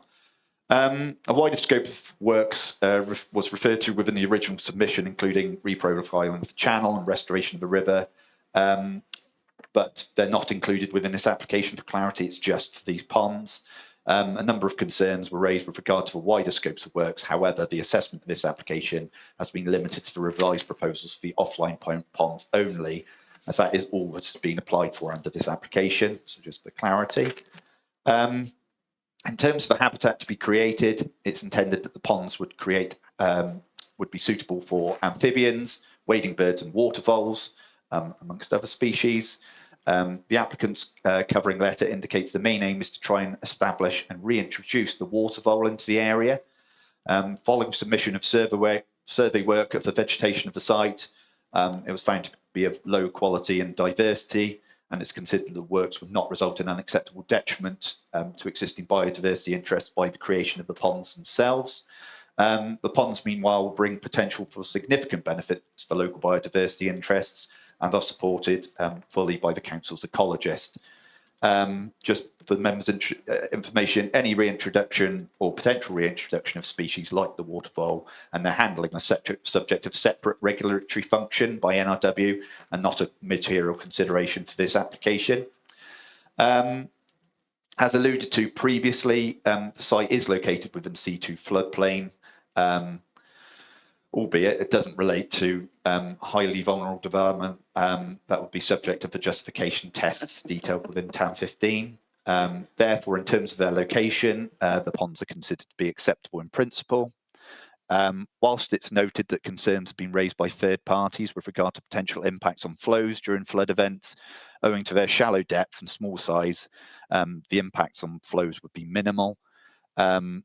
Furthermore, noting the proposals for offline ponds, neither the council's drainage section nor Natural Resources Wales have raised any objection to flood risk and have confirmed that a flood risk activity permit for the works in this area has already been issued for these ponds. Noting the nature of the works, landscape impacts are considered to be minimal and wood pond establishment appear as relatively natural features within a vegetated river valley floor. Noting all of the above, it's considered proposals are acceptable in principle and do not give rise to any unacceptable impacts in terms of flooding and have potential to have significant biodiversity benefits, and that's considered to weigh significantly in favour of the proposals. As such, the proposals are considered to be acceptable, and officer recommendation is to approve the submissions before you. Thanks, Chair. Thank you, Rob. As I said earlier, we do have a public speaker on this. Mr. Oshun John, if you'd like to come on, and your time will start. You have 3 minutes. Your time will start when you start speaking. Good evening, members. Thank you for allowing me the time to speak today. My name is Oshun John, agent on behalf of the applicant for the scheme. As you're aware, this application has been recommended for approval subject to the imposition of conditions. As such, I'll keep my speech relatively brief, not least as the detailed and comprehensive officer's report sets out the case and position clearly and in detail. To reiterate, the proposal is for the creation of 9 offline ponds located in the floodplain. These do not connect to the main river channel and match the detail of the approved FRAP application by NRW. The long-term aim is to promote biodiversity in the floodplain and provide habitat creation, such as the reintroduction of the water vole, a protected species, as well as providing benefits in terms of wading birds, amphibians and reptiles. This should be lauded and is encouraged by planning policy at national and local level. In terms of planning policy, officers have considered the development to be wholly and appropriate acceptable. Following comprehensive review and assessment, the proposals are considered by officers to be acceptable in respect to flood risk, ecology and habitat creation, neighbouring amenity and health, woodland and agricultural land, landscape and local heritage assets, and minerals. Without repeating the content of the officer's report, officers have closely and carefully assessed the comprehensively evidenced planning application and found that the development is policy compliant. Furthermore, there are no objections raised by statutory consultees subject to the imposition of suitably worded conditions. These include Natural Resources Wales and the Council's drainage ecologist and engineer. In terms of flood risk, the proposals are considered acceptable and will cause no unacceptable flood risk. NRW have also considered this matter and have no objections. Regarding ecology and habitat creation, the proposed works would not result in any unacceptable harm to existing biodiversity, habitat, or the local ecosystem. In fact, the proposals bring the potential for significant benefits to the rare and threatened fauna and will add value to the biodiversity of the area. These conservation efforts are encouraged by planning policy at national and local level, and as such, the Vale of Glamorgan's ecologist supports the proposals. As you will note, a number of the proposed measures have been outlined within the proposed Construction Environment Management Plan condition. As such, there has been considered that proposals have been carefully configured and can and will be regulated by any conditions imposed. To conclude, and consistent with the officer's conclusions, the development is in accord with the aims and objectives of local and national policy and would not result in any significant impacts. On this basis, planning officers and all other statutory consultees have found that the scheme is suitable and acceptable in all respects, and the application is recommended for approval accordingly. I therefore respectfully urge you to support the recommendation of your officers. Thank you very much for your time. Thank you very much, Mr. John. If you just stay there a moment while I ask if there are any points of clarification from members of the committee.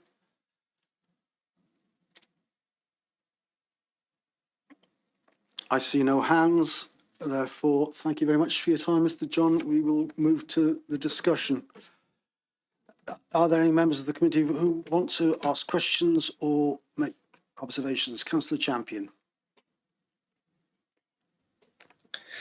I just note that there were 50 residents who opposed this, and they're talking about flooding.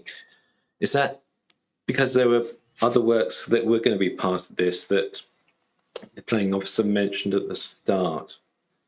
Why are the locals not in favour of this? I'll ask Rob to clarify that when we get to that. Are there any other comments or questions before I bring Rob back in? I see no indication in that case. Rob, if you could respond to Councillor Champion, and then we'll... Okay, I believe a number of the residents' concerns related to inference or reference within some of the documents with regard to a wider remodelling of the River Kherson Channel, and that included further upstream works. But as I said, it's my understanding that the objections weren't per se with regard to the ponds themselves, albeit, you know, possibly in the wider scheme of works, it may have been that was where the concerns arose from. But as I've alluded to, you know, this has been considered by our drainage section, and obviously Natural Resources Wales, who have given the flood risk activity permit for the works to be undertaken here. So they are satisfied that you know, these works for the 9 ponds themselves will not cause unacceptable flood risk. Thank you, Rob. Sandra. Can I move officers' recommendations, please? Thank you very much. And seconded by Councillor Hodges. In that case, I'll ask for any indication of opposition. Give you a few seconds. I see no opposition, therefore that too is carried and supported. Thank you very much.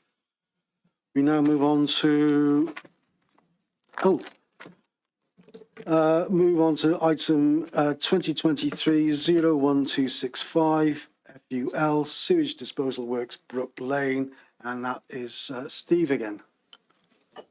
Mr. Chairman, Liam, could we have the slides, please?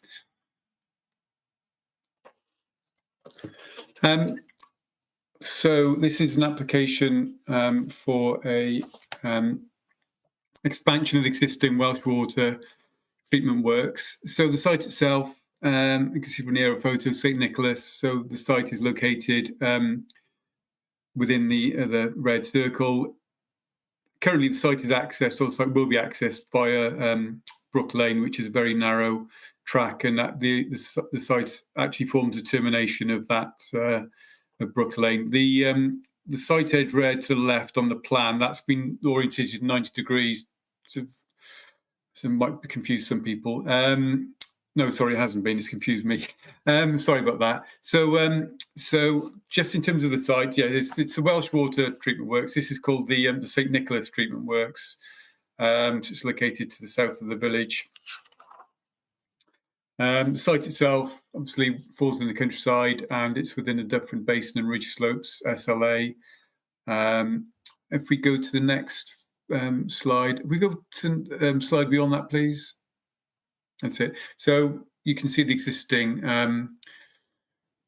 treatment works where you've got the two circular structures are the trickling biofilters.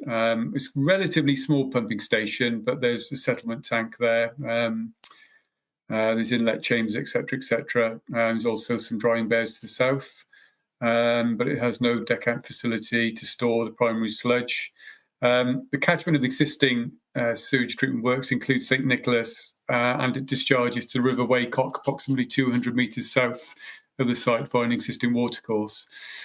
So the application itself is for the expansion, upgrading of the existing treatment works. If we just go up to the plan, so the site edge red shows, so the the site is red, it's coming in at an angle, the kind of the parallel lines. Those are the lines of the, sorry, Liam, just the one coming at 45 degrees roughly on the left-hand plan. Yeah, that's it. Those are that is the line of the temporary access route. So where Liam, so the bottom line then is going, the bottom line of that sort of rough rectangle, that is the area of the site compound. So everything north of that rectangle, so basically to north of the rectangle and to the east of the existing treatment works, where Liam's dot is, that is the main area for the expansion. So the drawing on the left shows the expansion area. So this will comprise of inlet works and screen, a pumping station, 2 buried pumping stations. The big circular structure is I think it's about 15.5 metre diameter trickling filter, includes 2 humus tanks, sludge holding tank, motor control kiosk, and a reed bed, alkalinity dosing kiosk, a trickling filter distribution chamber, de-sludge, internal access road, security fencing, mitigation and planting. If we could just run on to the slides below, Liam, please. I think there's a few more below that. There's a couple of sections. Here we go. There's some sections that have been submitted, which are quite useful, really. They're more of like a CGI, really, but they are scaled, so you can sort of work out the... so you get an idea of the structures. You know, they're not done, in fact, say they're not ground level structures, but the highest structure there is about, we're sort of talking about between 4.5 to sort of 5 meters high. Not particularly high. They're relatively low level structures. I think another plan below that has got another view of the location. So the highest structure will be the sludge holding tank, which is on towards the right-hand side of the image. I think that's about 4.6, 4.7 meters high, I believe. So as you can see, the land does fall away slightly. So as part of the scheme, if we can go to the site edge red again, Liam, towards the top, the original first plan, I think it might be. So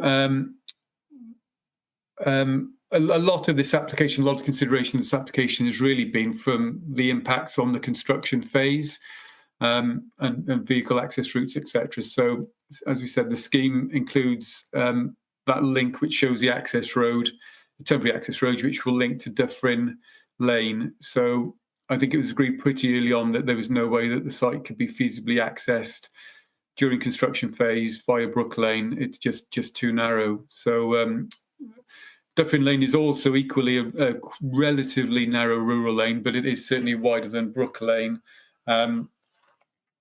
As set out in the report, it's quite an extensive section on highways.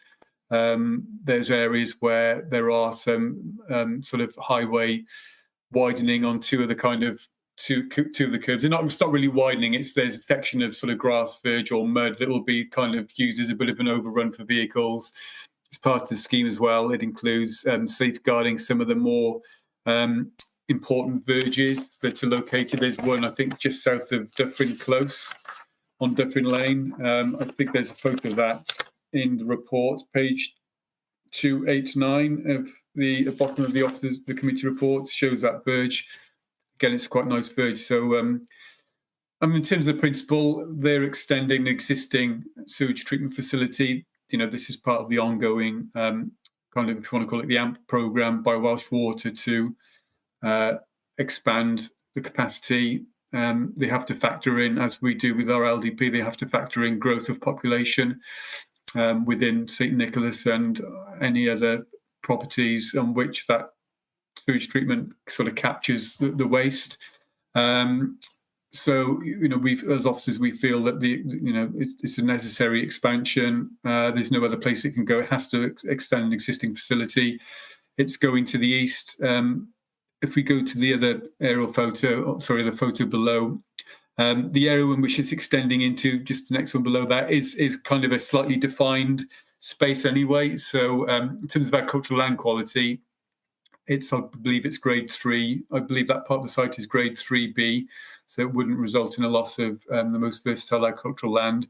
There are sections within the application site that are grade 3A, but those areas are either the temporary compound or the temporary access track, after which construction's finished. Those elements will be removed and reinstated to a former condition.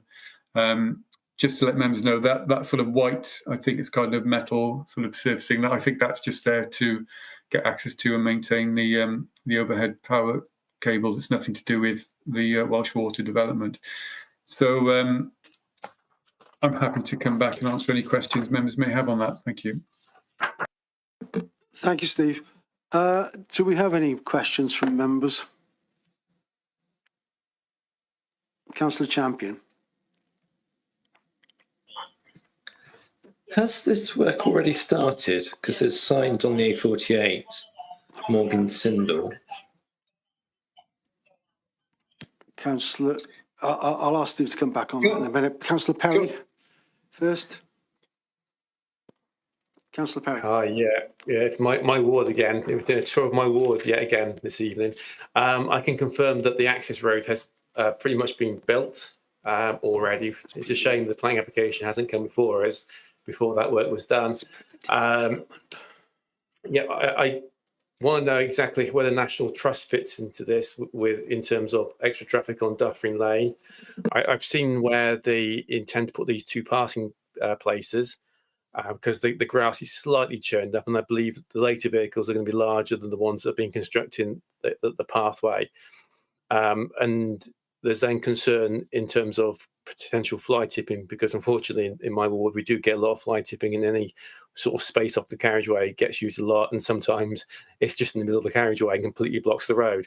So if you could just maybe clarify for the committee members in regards to traffic and conflicts with National Trust and potentials of fly tipping in those areas and how they'll be restored afterwards. Thanks. Thank you, Councillor Perry. Steve, do you want to come back on those, please? Yeah, I will. Yeah, just further to Councillor Champion's point and Councillor Perry's point. So the temporary access track has been built. Now, as a statutory undertaker, Welsh Water, as a statutory undertaker, they have rights to undertake works outside the planning system under permitted development under the GPDO. So, for example, they could probably do works within their existing operational site area anyway. But yes, it's correct that the temporary access track has been installed. They did advise us of that they would be exercising their permitted development rights, and obviously they're entitled to do that. Obviously, as that falls outside of the planning control, we can't control it, and so that's what I think that's important, really, of trying to get this application supported at committee is to enable those kind of measures that we've asked to be put in to safeguard those verges, that those measures go in. I don't know whether those measures have actually gone in voluntarily, if you like, as a result of the works that they've already undertaken. But say page 290 does show the extent of the temporary passing bays and the areas for verge protection as well. Just on the point raised regarding fly tipping, it's difficult to comment that, but I would certainly agree that no one wants fly tipping, and I'm sure it's the temporary site compound and the gates, etc. I don't know whether there's CCTV involved in terms of the entrance to the site, but I can assure you that Welsh Water and the relevant landowners over which the temporary construction route's been built will do their sort of their utmost to make sure that there's no fly tipping. Obviously, I can't comment on fly tipping along the lane. I mean, it's a public lane anyway, so it would be open to the vagaries of fly tipping, I guess, independent of this application. And I don't believe that the passing points necessarily would provide direct access into potential areas to fly tip. again, you know, it's difficult to comment on fly tipping because this is just something that can happen outside the application process. It's a public road. Just regarding the National Trust, obviously they run Duffing Gardens, which is located to the south, and obviously this route is the promoted route to access Duffing Gardens from the A48. I don't believe we've had any direct comments from the National Trust on the application. Just check. Let me just check that.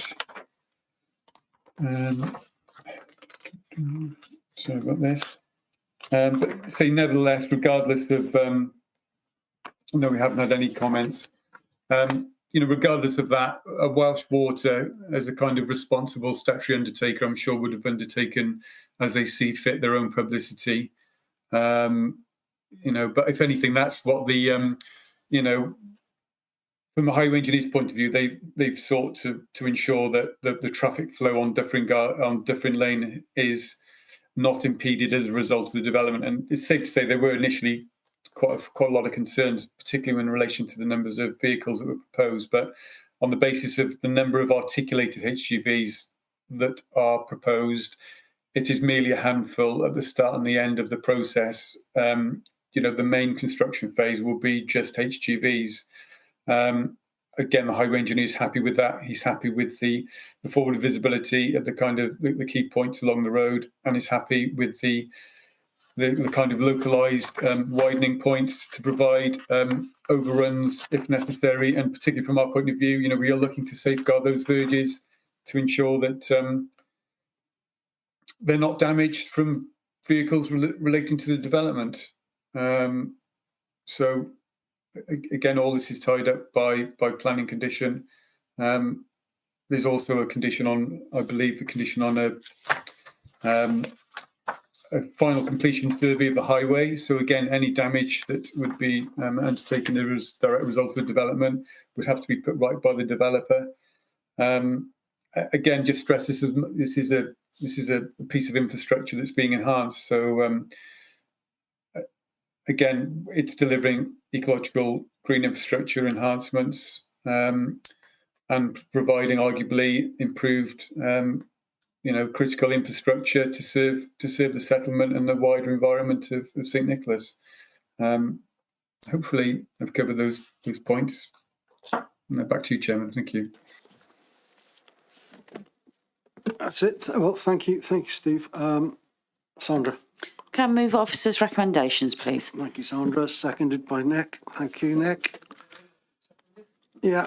Is there anybody objecting to this application? I see your hands if you are. I see no hands. In that case, that officer recommendations are passed. The motion has been made.